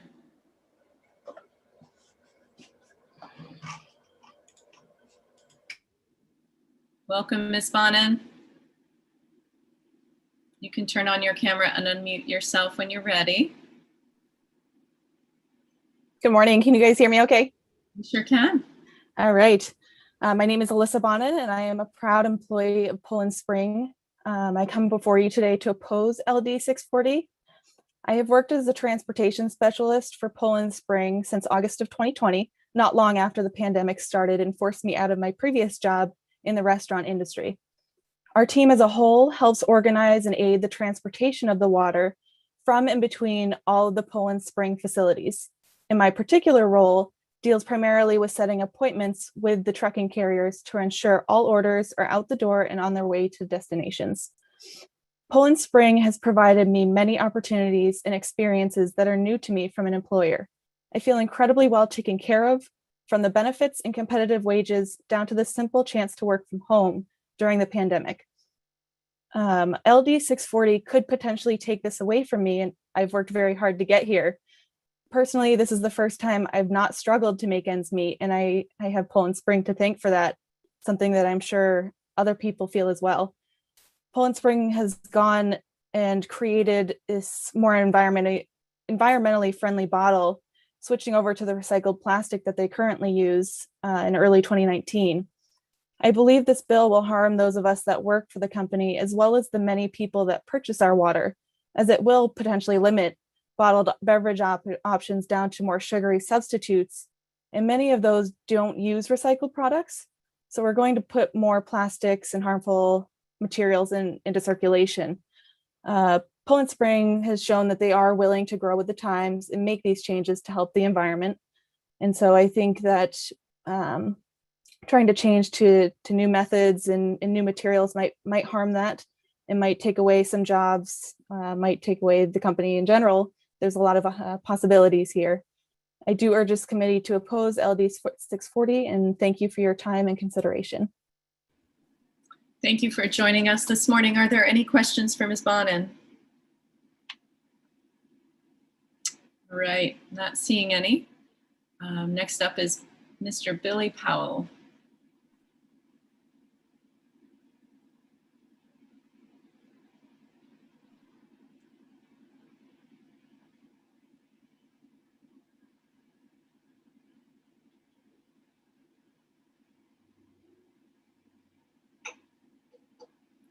Welcome, Billy Powell. You can turn on your camera and unmute yourself and share your testimony. Are you there?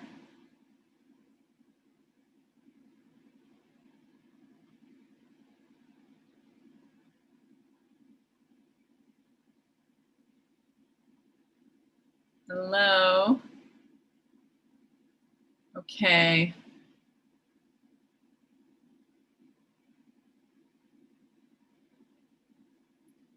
All right, Billy Powell, we aren't hearing or seeing you, but we see your square. So if you're there,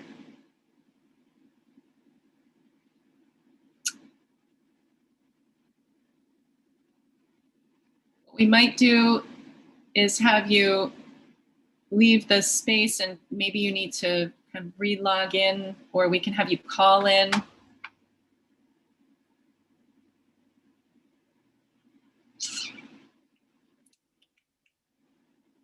All right, let's bring Ryan Fisher in to testify, and hopefully we'll come up with a strategy for how to help Billy Powell join us for testimony. Hi, can you hear me? You can, welcome. Thank you. Good morning, Senator Brenner, Representative Tucker, and honorable members of the Joint Committee. My name is Ryan Fisher. I'm a lifelong Mainer, a Portland, Maine resident, and a proud Poland Spring employee. I'm also a very concerned taxpayer who I want to hear my voice heard in strong opposition of LD 640. I hope after listening to my testimony presented today, you can agree that plastic water bottles, getting rid of that proposal should be shelved. I started working for Poland Spring in 2010 after a research and development company I worked for was shut down due to lack of funding. I felt very fortunate to find a job in the state of Maine at that time, and I really appreciative of everything I have and what it's taught me. I graduated from the University of Maine with a mechanical engineering degree in 2006. As you know, graduating from a university program doesn't guarantee you employment, especially in the state of Maine. Far too often, young graduates have to look elsewhere to find work, but I was one of the lucky ones. I didn't have to pack up and move to Massachusetts or New York like many of my classmates. I found a great opportunity here in the state working for Poland Spring. I first started working here at the Poland Spring flagship facility as a maintenance supervisor. And then I had the opportunity to work in our Kingfield facility as an operations manager. And I've spent the last 5 years here at the Poland Spring factory as the engineering manager. My wife and I live locally, and there's no other place I'd like to be and raise our 3 young kids. Maine is indeed a special place to raise kids, but very limited job market, certainly making life challenging for many. Fortunately, our state has Poland Spring, and they're doing their part to provide Mainers with good paying jobs, benefits, and working with colleges like the University of Maine to recruit young graduates to our company, graduates like me. I wish we had more companies like Poland Spring operating here. If we did, it would make Maine a more attractive place for young talent. But companies will not come here or stay here for that matter if the state continues to push policies that make it harder for companies to grow and succeed. That's exactly what this bill would do. I hope Poland Spring remains a vibrant company. We are growing because our product is so popular. And every time someone picks up one of the bottles, they think about Maine. And perhaps they think about retiring along the coastline or vacationing here, or even attending college at one of our top-notch universities, which is a good thing for Maine in many reasons. But banning the sale of plastic waters and endangering Poland Spring's future and its ability to sustain operations in Maine, and in particular in areas where very few companies look to lay down roots. Forcing unfair policies on Maine companies like Poland Spring is not going to expand our economy, ignite job growth, and prevent young Mainers from pursuing opportunities. Let's keep Maine moving forward, and for all these reasons, I hope you unanimously oppose LD 640. Thank you. Thank you, Mr. Fisher. Any questions for Mr. Fisher today? Not seeing any. Thanks for making time for us today. Thank you. And let's see. So our friend that couldn't get in before, have they shown back up? I don't think so. Sabrina, if you could let me know.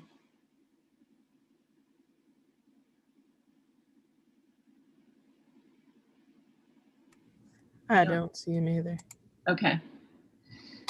Are there any other folks in the attendee space that are here to testify in opposition to the bill? Please raise your hand.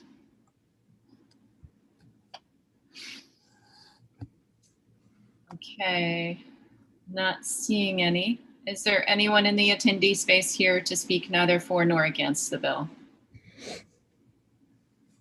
William Gillespie. Let's move Mr. Gillespie in, and then Brian Poulin will be next.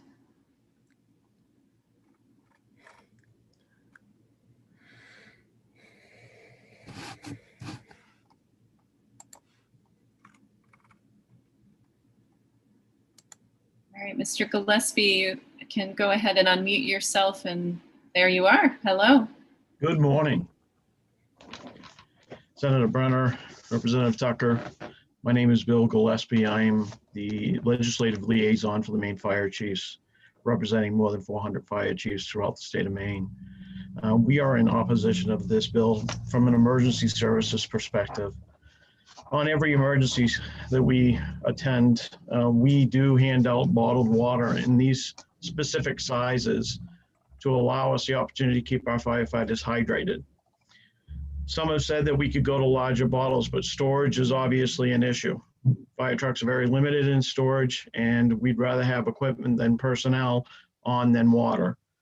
I've heard the opposition or someone say that we should be looking at igloo coolers and filling them. The fire station that I manage and run does not have drinking water that we can use. It is contaminated.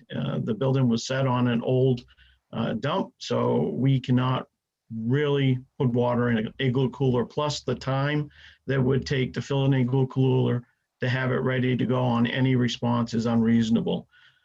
So in opposition, that's the Maine Fire Chief's position, and certainly I would answer any questions anyone would have for the fire service and this specific bill. Representative Tucker has a question for you.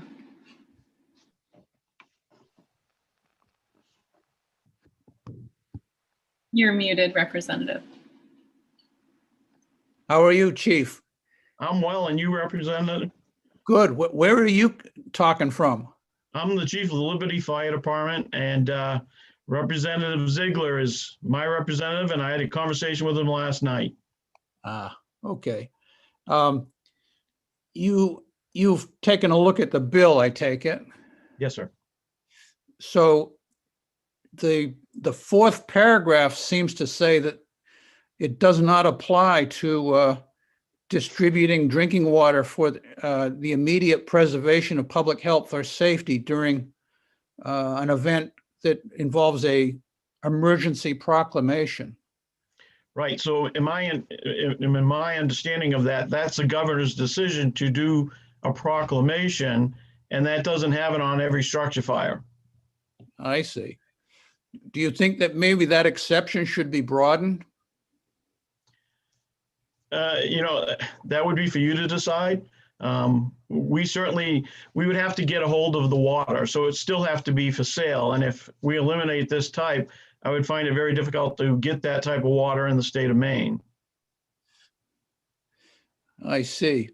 Do you ordinarily have boxes of water on your truck? We have cases of water in these sizes, usually either 8 or 16 ounce bottles. I see. Okay, so you're not talking about the water to put out the fire. You're talking about water for refreshment. Water for keeping our firefighters hydrated and safe. I see. Thank you very much. Thank you, sir. Any additional questions for Mr. Gillespie? All right, thank you, Chief, for joining us. Thank you for the opportunity. All right, I believe Mr. Powell made it back around. Sorry about the technological difficulties there, Mr. Powell, but we would love to hear what you have to say.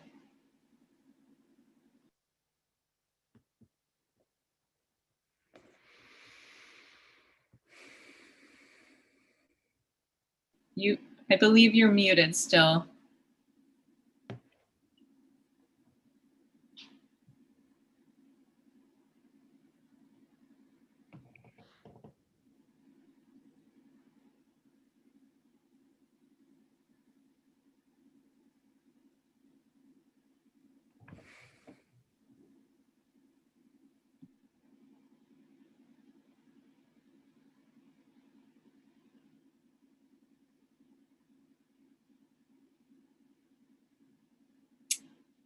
We can see you, but try saying something and see if we can hear you. Not working. All right. Do you want to call in? We can give you a number to call in. Yes, Representative Hanley. No, okay. No, that was accidental, sorry. Okay. So, Mr. Powell, we do have your written testimony. Okay. Do you want to call in and yeah, okay.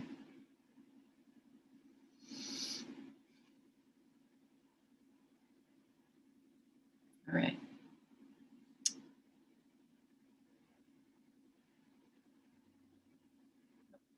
Here comes tech support.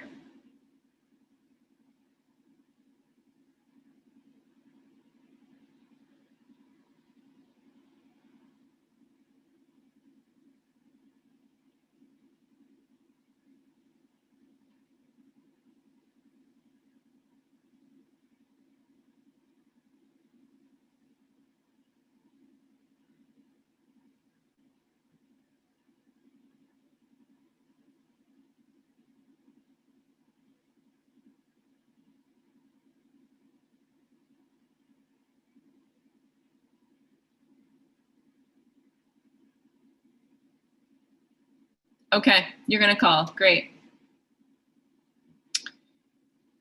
Is there anyone else left in the attendee space that's here to speak neither for nor against the bill that we can invite in while we're waiting for Mr. Powell to make a phone call to us?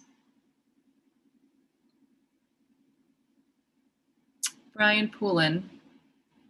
Let's bring Mr. Poulin in and we'll hear his testimony while we're waiting for Mr. Powell.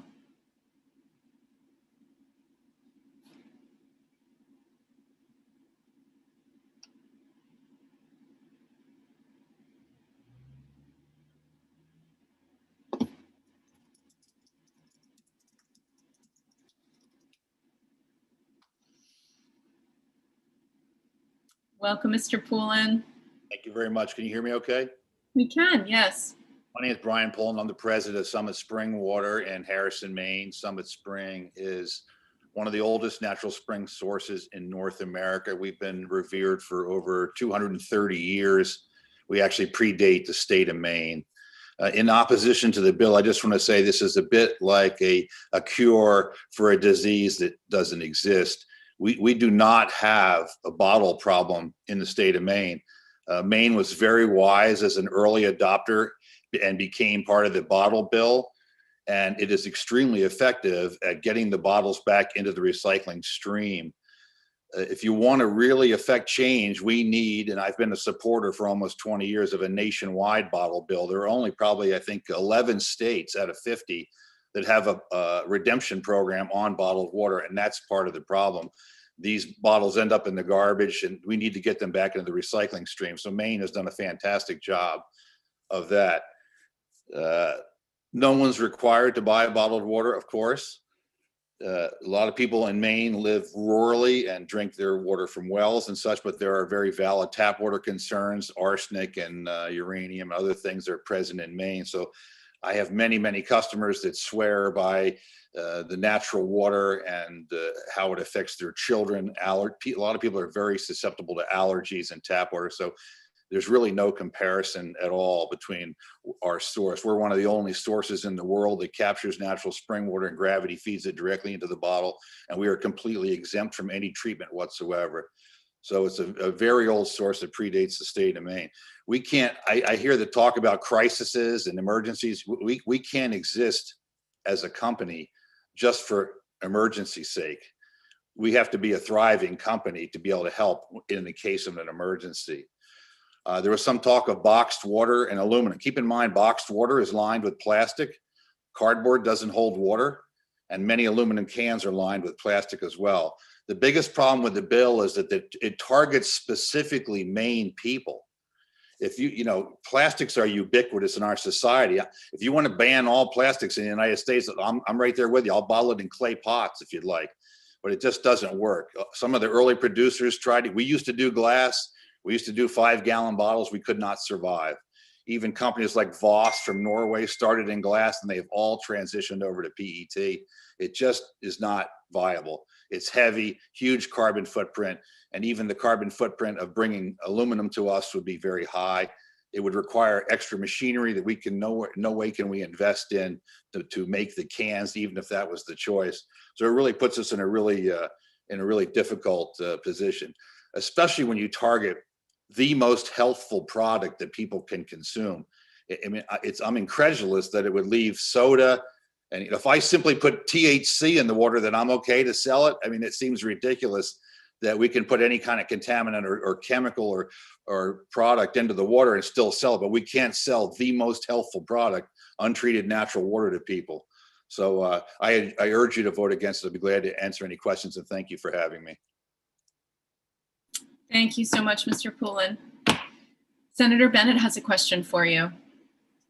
Yes. Yeah, Mr. Poulin, I just wanted to say thank you for testifying today. You have one of the great undiscovered assets of Maine with Summit Spring, and I'm proud to represent you. Thank you for coming. Thank you very much. Yeah, we try.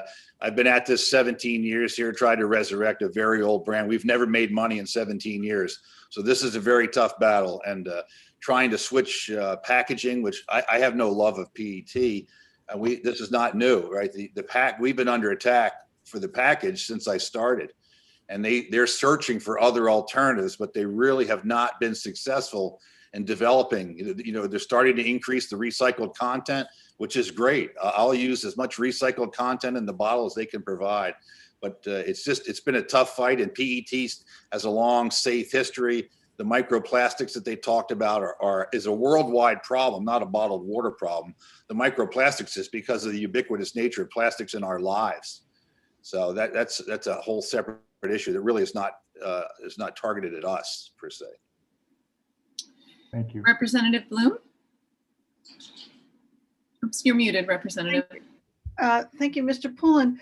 I'm curious about what you said about the that your water is better than some people's tap water, but do you test it? Do you test that water for things like the heavy metals and arsenic that you talked about? Of course, everybody that sells water has to test it. We go through an intensive battery annually. We test some things every time we bottle, some quarterly and some annually based on this. We have a 50-state compliance testing record from national testing labs. Maine is one of the few states that has dual oversight of bottled water. Both the drinking water program and the Department of Agriculture both oversee bottled water. No other state in the United States has double oversight. So we are heavily scrutinized, heavily tested. The source is just so incredibly pure, and it has been for centuries. No one alive can remember when it started, that it exceeds every state and federal guideline for drinking water straight from the ground. Trust me, it's a phenomenal source. So I want to congratulate you on that. Thank you. Thank you.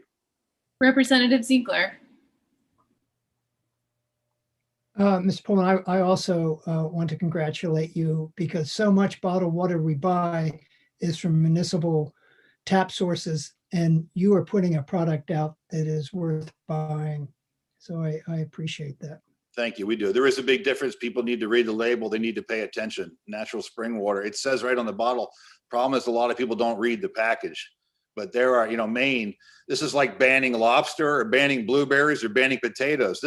We've driven so many, unfortunately, industries out of Maine. This is one thing that Maine is really known for. This is something Maine residents and the state should be very proud of. Our natural springs here in Maine and our water sources are impeccable, and people search us out. Thank you so much. Any you. additional questions? All right. Appreciate you joining us. Thank you. And Mr. Powell is back, and I believe we just need to. Can you hear me, Mr. Powell?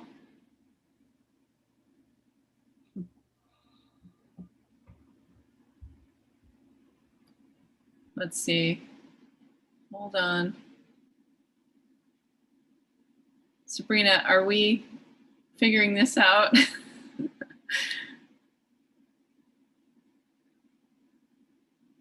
All right.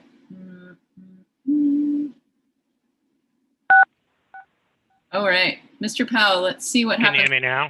We can hear you. Welcome. Oh, thank God. A miracle, right? I appreciate your patience finding your way here. Thank you, and we're delighted to have you. Good morning, Senator, and morning, members of the committee. I really appreciate that you guys waited on me. This is not my first rodeo with all of you, so my name is Billy Powell. I am a 20-year veteran of the military and a 26-year veteran of Poland Spring Bottling Company.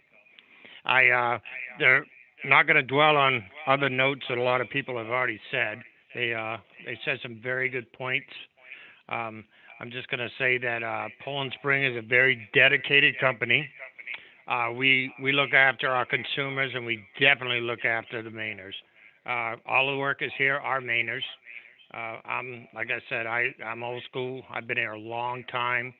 Nestle is very, very dedicated to working with any consumers or any people in the government to make the product what it needs to be.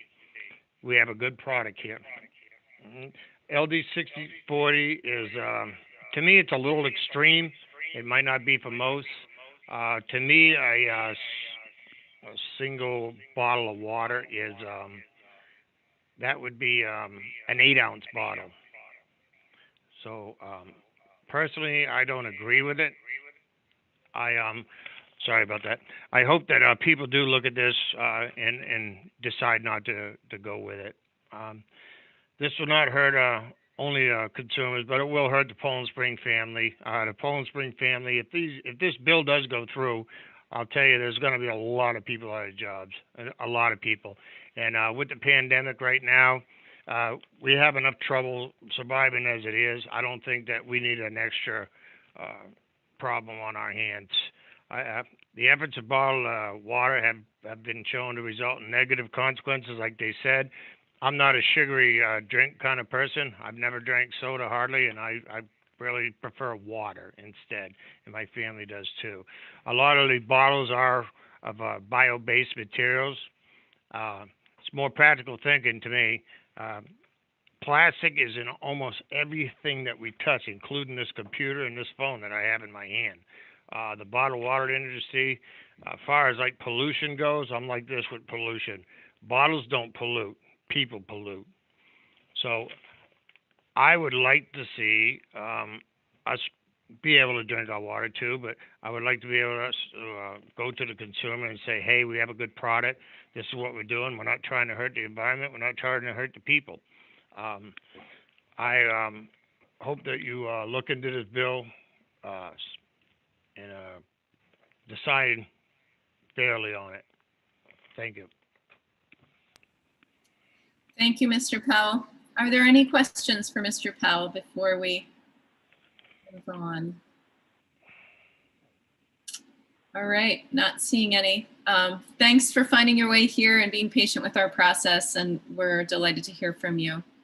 Thank you. I was used to doing it in person, but that's fine. Have a great day.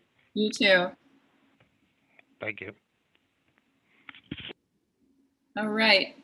Are there any last folks in the attendee space here to speak about the bill in question, LD 640? Anyone left? All right, and with that, I think we will close the public hearing on LD 640, and we will plan for a work session in the future. I believe it's next week, next Wednesday. And if there's anything the committee would like from anyone in the audience or from Dan or Deirdre, related to discussion at the work session, you can feel free to put that forward. All right, and with that, we'll open up a public hearing on LD 722. This is a resolve to study the establishment of the Maine Climate Corps. And I believe that Representative O'Reilly is, or I'm sorry, Riley, Representative Riley. I added an O, I'm sorry about that. Representative Riley. Whoops, Representative Bloom, did you need?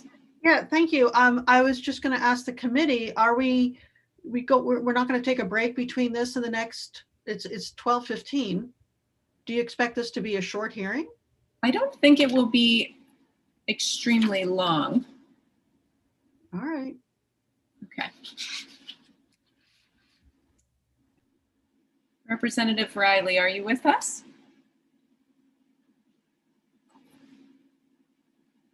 All right, welcome.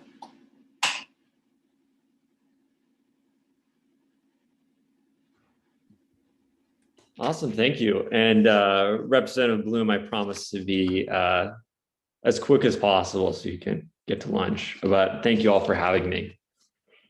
So good afternoon, Senator Brenner, Representative Tucker, and distinguished members of the Joint Standing Committee on Environment and Natural Resources. I'm Representative Morgan Riley, and I represent House District 34, which includes part of my hometown of Westbrook. I'm here today to present LD 722, resolve to study the establishment of the Maine Climate Corps. This resolve directs the Maine Commission for Community Service to study and identify short-term projects and tasks in state agencies that could be made into climate-focused service projects for young people in our state. I've worked closely with Mary Alice, the Executive Director of Volunteer Maine, the State Service Commission. Representatives from Volunteer Maine and the Governor's Office will be providing testimony today on what they envision this program will be and the steps needed to make it a reality. I hope that this study to establish the Maine Climate Corps identifies short-term projects as well as long-term missions. A Maine Climate Corps must be long-term and sustainable to address climate issues in the present and help attenuate the effects in the future. According to the Maine Climate Council's recent report, Maine won't wait a 4-year plan for climate action. Our state could warm by an additional 2 to 4 degrees Fahrenheit by 2050 and up to 10 degrees Fahrenheit by 2100. I'll be 105 then. Depending on the success of curbing greenhouse gas emissions, this temperature increase will have substantial impacts on humans, animals, plants, and our water systems, and overall will be detrimental to our way of life. The Maine Climate Corps will support climate-related actions and engagement from recent college graduates and utilize these Corps members to engage broad community support and engagement, including older adults, students, and diverse community groups. Service members will support mitigation, sequestration, and resilience programs, contribute meaningfully to Maine's climate progress through weatherization actions and education, clean transportation education, resilience planning, and land protection efforts. This legislation provides for a solution by proposing a program for our young Mainers who are interested in contributing to addressing the impacts of climate change across our state. Specifically, LD 722 directs the Commission to study existing service programs to identify potential hosts for the Maine Climate Corps, along with identifying possible public and private partnerships. It also directs the Commission to submit a report based on its findings to the Joint Standing Committee on the Environment and Natural Resources by January 31st, 2022. While I strongly believe that our young people today are inherent problem solvers, it is also important to involve aging Mainers. I spoke with my co-sponsor, Senator Carney, and I would like to add to LD 722 that Volunteer Maine study how aging Mainers can be a part of a future Maine Climate Corps as well, which is further discussed in the Maine Climate Council's report. Addressing the climate crisis should not fall solely on one generation's shoulders. Mitigating pending climate disasters and maintaining the health of our lands, resources, and community members will require an intergenerational movement to effectively address these complex issues. I would like to amend the wording in my bill to address this to make sure aging Mainers are a part of this program. Thank you so much for your time and consideration. I'd be happy to answer any questions or to provide you with any information for your upcoming work session. Thank you, Representative. Representative Dudera has a question for you. Thank you very much, Chair Brenner, and welcome Representative Riley. And as one author to another, I want to congratulate you on your recent publication of your book that's coming out. I just read about that. I'm very excited. My question for you, I think this is an exciting idea.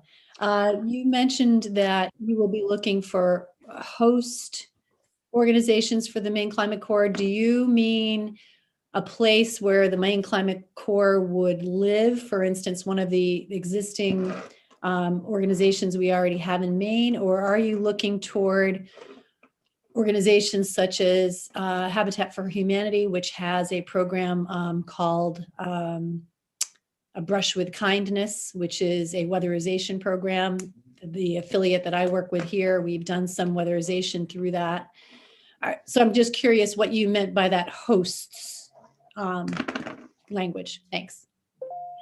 Thank you, Representative Dudera. Yeah, so Volunteer Maine is on this, and they'll be talking about further. I mean, there's possible like hosts looking at whether we utilize existing AmeriCorps programs here in the state that are currently focused on climate-related issues, or creating more of a state service-based model, something like another bill that I have, like Maine Service Fellows, or something like Maine Conservation Corps, or possibly looking at expanding the portfolio of what Maine Conservation Corps currently handles. So I guess looking back at my testimony, that's what I'm referring to. Just a quick follow-up. So, yes. But you also, when you said partnerships, private-public partnerships, you'd possibly also be looking to maybe partner with other organizations that are doing exciting climate work. So exactly. Great, thank you. Any other questions for Representative Riley? All right, thanks for joining us, and we'll bring in the representative from the governor's office, Ryan. I think it's Brett.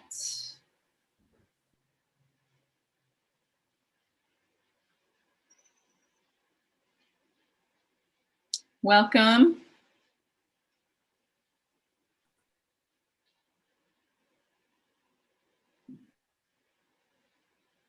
We're ready whenever you are. Thank you. Good afternoon, Senator Brenner, Representative Tucker, and honorable members of the Committee on Environment and Natural Resources. My name is Brian Ambrett. I'm the Senior Climate Resilience Coordinator in the Governor's Office of Policy Innovation and the Future. I'm here today to testify in support of LD 722, resolved to study the establishment of the Maine Climate Corps, and I will be brief this afternoon. The December 1st Climate Action Plan, Maine Won't Wait, identifies lack of local capacity as a frequently cited reason that communities are unable to take action on climate change. The plan calls for starting the Maine Climate Corps for climate-related workforce development and envisions collaboration with existing service learning organizations like Volunteer Maine and AmeriCorps to recruit recent college graduates as Corps members. With support from both the private and public sectors, Corps members could support climate mitigation, sequestration, and resilience goals by contributing to weatherization, clean transportation education, resilience planning, and land protection efforts. My office, GoPIF, is in conversation with the leadership of Volunteer Maine to understand how a climate corps could fit with existing programming, expand opportunities for early career adults, and make meaningful progress on Maine's climate goals. Currently, the AmeriCorps Clean Energy Corps program at the University of Southern Maine is doing weatherization and clean energy education. The AmeriCorps Resilience Corps program at the Greater Portland Council of Governments is just getting started in Southern Maine, supporting municipal governments in sustainability and climate resilience activities. And for nearly 3 decades, the Maine Conservation Corps, run by the Department of Agriculture, Conservation, and Forestry, has maintained Maine's trails and campsites, tested water quality, improved habitat, and planted trees, among many other environmental projects. These programs are models worthy of expansion and replication across Maine. A Maine Climate Corps would align with new federal investment The American Rescue Plan Act of 2021 includes $1 billion for AmeriCorps and many of its programs nationwide. The act increases AmeriCorps living allowance to make service learning more accessible and inclusive, to increase the diversity, cultural experiences, and number of AmeriCorps members and AmeriCorps senior volunteers serving in communities across the country, and to stabilize existing national service programs and promote expansion into new communities. In closing, the pandemic has strained state and municipal budgets and tightened job prospects for recent college graduates. A Maine Climate Corps will match Maine's young talent pool with a broad range of career development opportunities, all while helping to meet state and local workforce needs for tackling climate change. GOPIF supports this legislation to further study how to design and scale up a Maine Climate Corps program. Thank you for your service on this committee and for the opportunity to testify today. I welcome any of your questions. Thank you, Mr. Embret. Does anybody have any questions for Mr. Embret about the bill or his testimony? All right, not seeing any. Well, thank you so much for joining us. Thank you. And in the attendee space, if you're here to speak in favor of the bill, if you could raise your hand and we'll bring you over. All right, we'll go in this order. Stacy Haynes, Celeste Branham, Nick Batista. We'll start there. And we will keep testimony to 3 minutes and encourage brevity and non-repetition if possible. Thank you. Thank you. Good afternoon, Senator Brenner and Representative Tucker and members of the committee. My name is Stacy Haynes and I'm a resident of Augusta, Maine. I'm Maine Conservation Voters Development Director and I'm a State Commissioner of Volunteer Maine. And I am testifying today in support of LD 722 on behalf of Maine Conservation Voters, MCV. MCV protects Maine's environment and our democracy by making conservation, equity, and voting rights political priorities. Today, we have a very small window of opportunity to act on the climate crisis. In Maine, we are losing biodiversity, everything from Maine's iconic moose to carbon capturing peat bogs as our climate warms. The billion-dollar lobster industry is shifting northward toward Canada's Bay of Fundy. Unpredictable winters take a toll on the state's ski industry.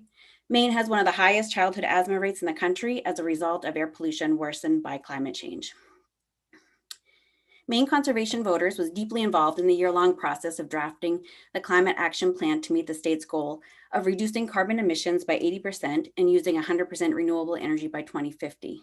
Today, we're equally committed to its successful implementation. This is the state's best chance to reduce carbon emissions, and MCV will do everything in our power to ensure that the plan succeeds. One of the recommendations in the plan was the establishment of a climate corps to help homes improve their energy efficiency. Here in Maine, we need young professionals as a large percentage of our workforce is set to retire in the upcoming years. Service opportunities attract young people to Maine and allow them the opportunity to stay here. People who serve in a community tend to set deep roots there. In Maine, 25% of the young adults who move here to do a year of community service stay to make the state their home. As a former Peace Corps volunteer, I'm acutely aware that service provides a pathway to employment. In fact, 7 out of 10 former service members in Maine reported that their time as a service member helped their future employment. A Climate Corps service member could develop their skills in collaboration with Maine communities and small businesses. This could provide the type of the on-the-job training that is so desperately needed for young professionals to get to the next level. Furthermore, the clean energy sector is growing and offers job security. Surfing on the Volunteer Maine Commission these last few months has given me a firsthand look at the efficiency, commitment, and effectiveness of the organization. Requiring the commission to provide a meaningful report back on how best to implement the Climate Corps by January of next year is a realistic and productive next step that will help to put the state on a pathway to meet the climate emission goals set by the state. Thank you. Thank you, Ms. Haynes. Are there any questions? All right, not seeing any. Thank you for joining us. Next up is Celeste Branham.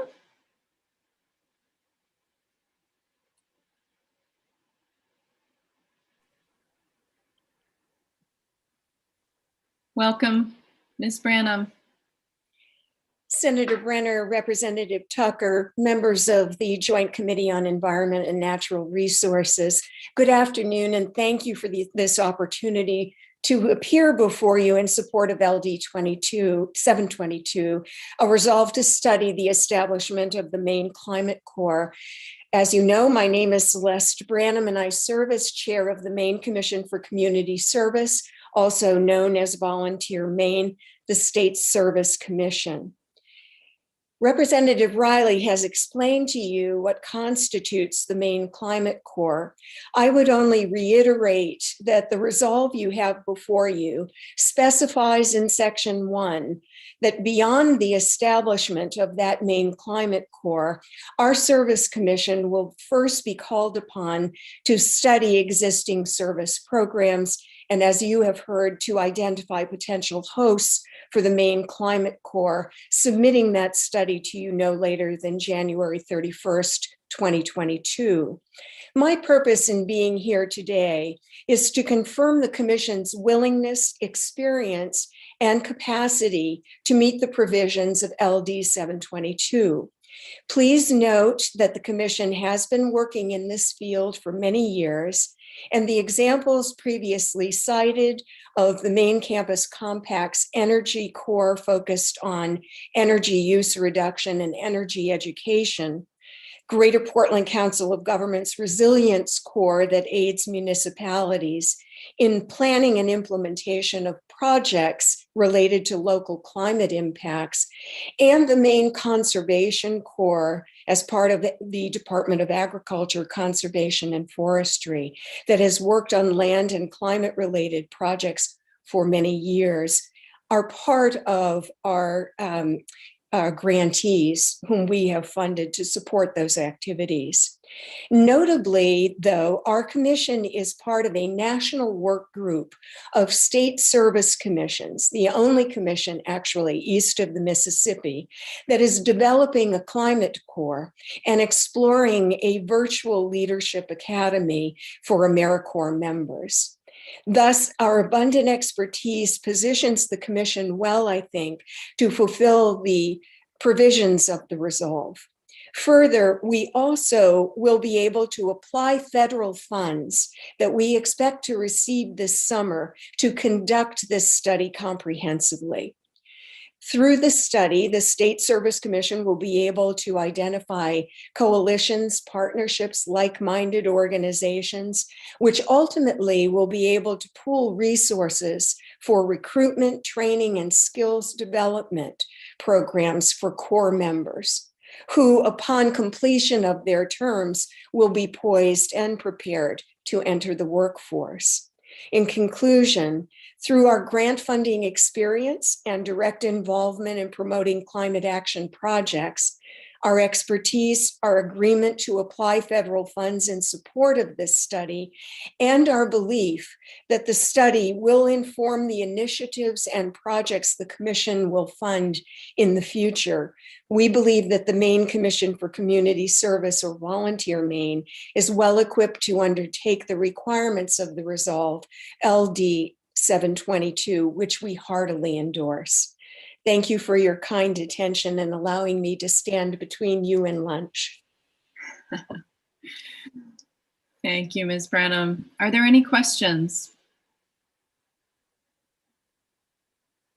I just want to know when I can sign my kids up. Exactly right. All right. Thank you so much for joining us. Thank you very much. Next up is Nick Batista, and then Julia Brule, and then Tex Hauser.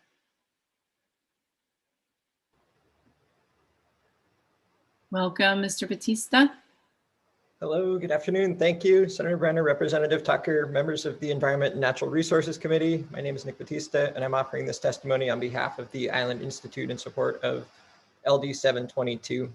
The Island Institute's a 38-year-old nonprofit organization based in Rockland, Maine. We work in partnership with courageous leaders to support resilient communities and confront a changing world. The Island Institute's community development work focuses on the marine economy, climate and energy pilots, small business, education, and leadership.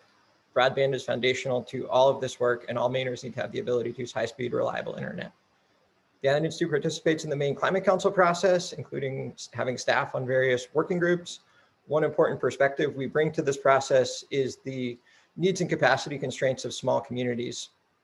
In terms of LD 722 and the Maine Climate Corps, to the extent the idea is seen as a partial opportunity to address some of these significant capacity constraints and the ones identified in the Climate Action Plan, we had a few suggestions that we offered at the end of our testimony on the second page. I won't go through those, but they're there with our testimony. These are based on our significant experience in designing and running AmeriCorps and non-AmeriCorps Fellows programs targeted at increasing this community capacity. The resolve could potentially be strengthened by suggesting formal consultation with the Maine Climate Council, or at least the chairs of the various working groups. We know it's happening.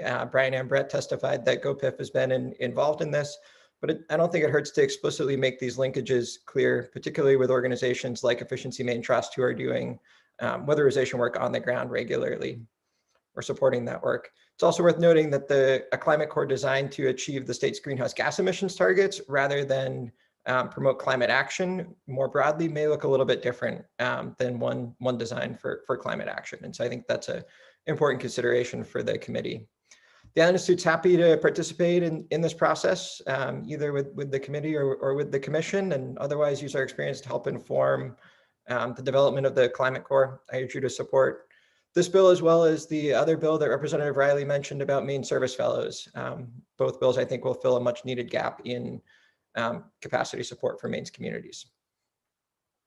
Thank you. Thank you so much. Any questions? All right. Next up is Julia Brule.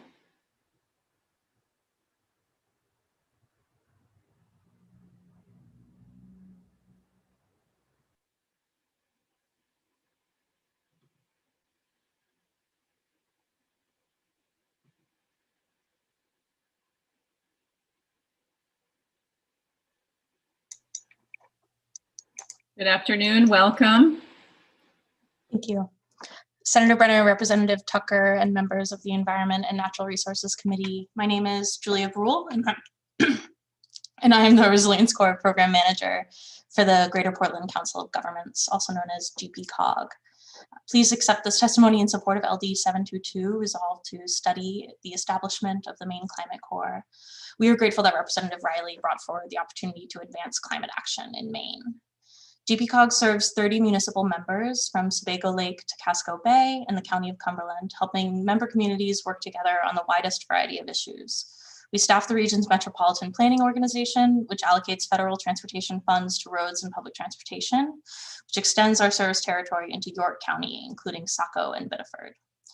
GPCOG also serves as the Portland Region's Economic Development District, as designated by the U.S. Department of Commerce.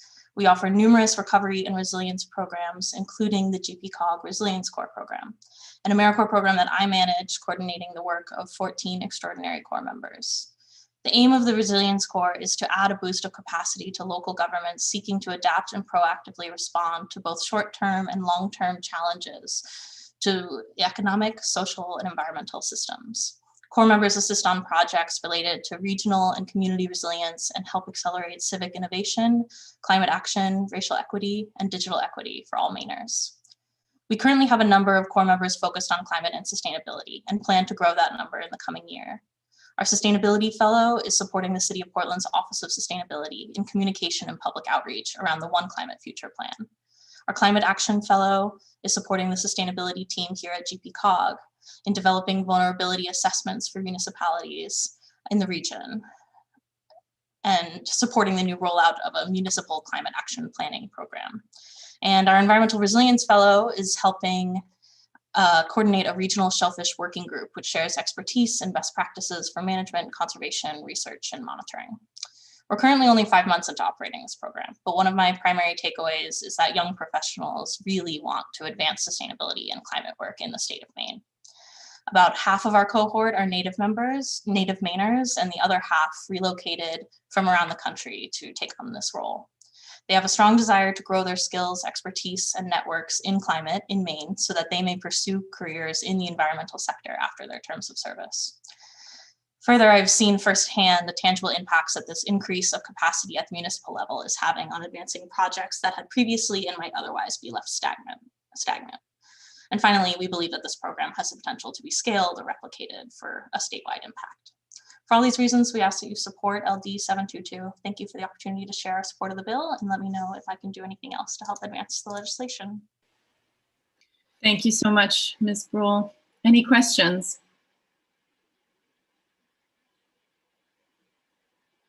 I'm not seeing any. So next up we have Tex Hauser.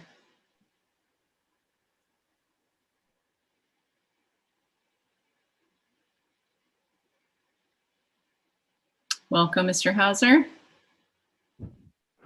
Oh, good afternoon. Senator Brenner, Representative Tucker, distinguished members of the committee. My name is Tex Hauser. I'm a community planner on the Maine Association of Planners Legislative Policy Committee. And we strongly support the bill. We feel that on its face, it is a good bill. It's creative, it's low cost, and for reasons further explained in our written testimony, we think it's something we ought to do. Thanks very much. Thank you for your testimony. Any questions? All right, I don't see any more hands up in the attendee space for folks that want to speak in favor of the bill. If you are here to speak in favor and you haven't raised your hand, if you could, that would be helpful. And I'm not seeing any. We did not have anybody registered to speak in opposition to the bill, but if you are here to speak in opposition to the bill, if you could raise your hand, that would be helpful. And we'll bring you in. And I'm not seeing any. And then last up, is anybody here to speak neither for nor against the bill? Okay, there's two people here to speak neither for nor against. Mr. Rue and Mr. Gibson. So we'll bring Mr. Rue in first, and then we'll finish with Mr. Gibson.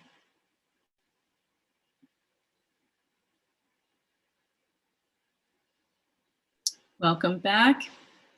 Hello, thank you. Thank you for taking the time for this. I love the idea of getting young people involved in the environment in Maine. My main concern with this bill is what happens when the environmental concerns of people in Maine in specific locations comes in conflict with the private partners that come about through the course of funding this program. And I want to focus particularly on Westbrook. I just moved away from Westbrook.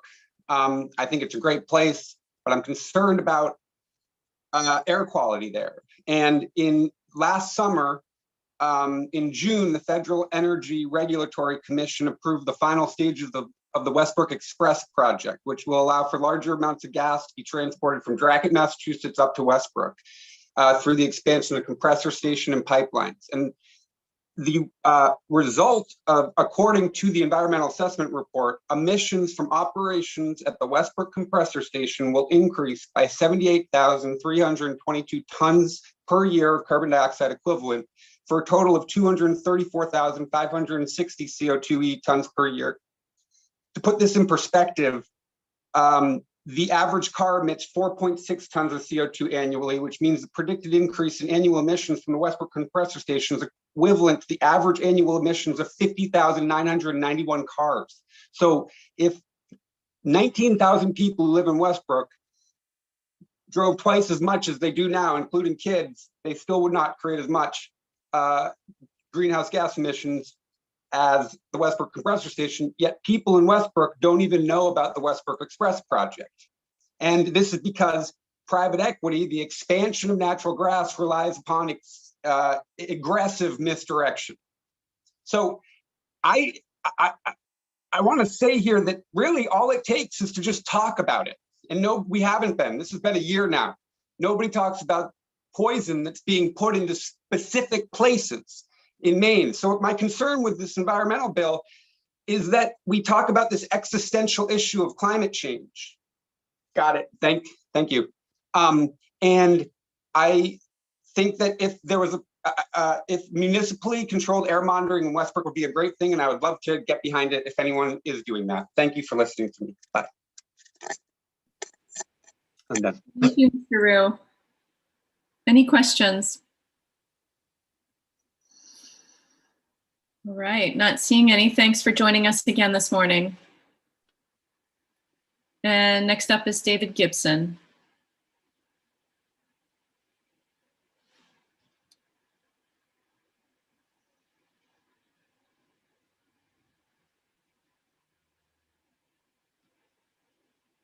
Welcome back, Mr. Gibson.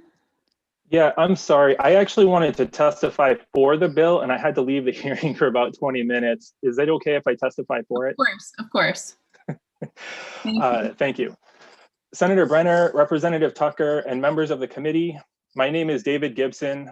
I live in Morrill, and today I am representing Sierra Club Maine and our 22,000 supporters and members across the state. We voice our support for this legislation to study the establishment of the Maine Climate Corps. I have extensive experience with AmeriCorps programs. This includes serving as an AmeriCorps Vista for a year and a half with the nonprofit Envirolution in Reno. I served 3 years overseeing other AmeriCorps members with Envirolution. And then I created a new AmeriCorps program while I was working for the Nevada Governor's Office of Energy. We created the Nevada Clean Energy Corps. And so I hope that my past service and experience can provide some useful insights for you today. The Nevada Clean Energy Corps members provided outreach to low-income neighborhoods, conducted energy assessments, and assisted with implementing energy efficiency and water conservation projects. They directly installed LED light bulbs and low-flow shower heads for low-income households, which was particularly beneficial for people with disabilities who otherwise would have difficulty with those tasks. In addition, the members gained valuable work experience, professional development, and practical training and certifications. All of our members received professional training as Residential Energy Services Network, or ResNet, certification as home energy auditors. HERS is the rating system used by the real estate industry to index a home's efficiency for for new construction and efficiency improvements on existing homes. As a federally funded AmeriCorps program, the Nevada Clean Energy Corps goal was to increase residential energy efficiency statewide by providing services that promote healthy and energy efficient homes for senior citizens, low-income families, and veterans of the armed services. The Nevada Clean Energy Corps provided opportunities for young professionals to make meaningful contributions toward a sustainable energy future for residents throughout Nevada. From my experience with the AmeriCorps programs, I would recommend that each of the Maine Climate Corps programs include training that leads to a relevant professional certification. This provides members with tangible skills and helps build their resume for a future career.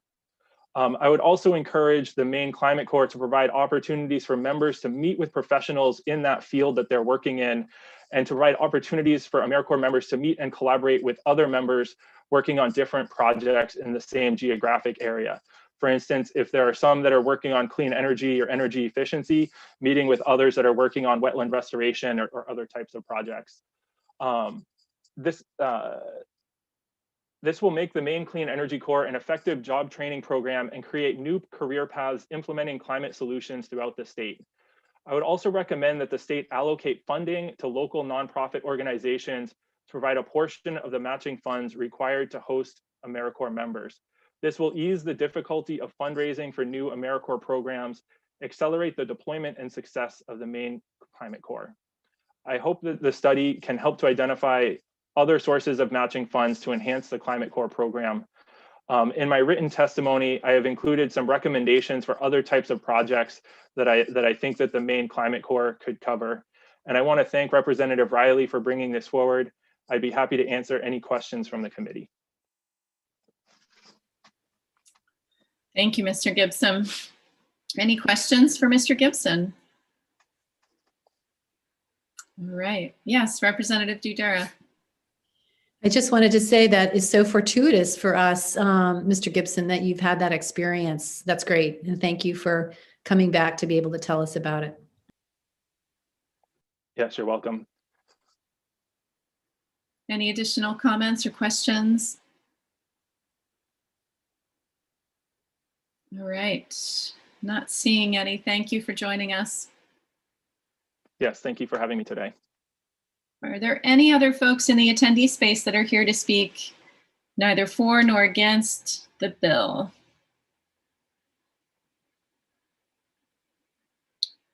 All right, I don't see any.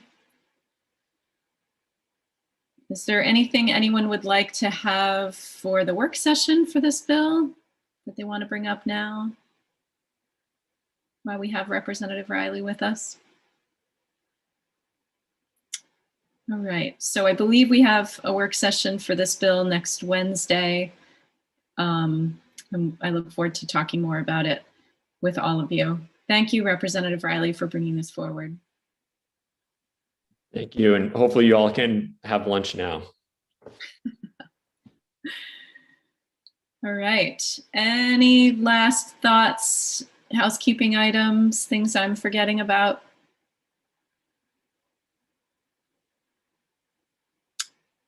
All right. I believe that ends our work session. I mean, our public hearing for LD 722. And I believe we are ready to adjourn. I'll take a motion. Motion to adjourn. Motion to adjourn. You guys are eager. All right. Thank you, everyone, for your patience and your time this morning. And I look forward to seeing you all on Wednesday. Take care.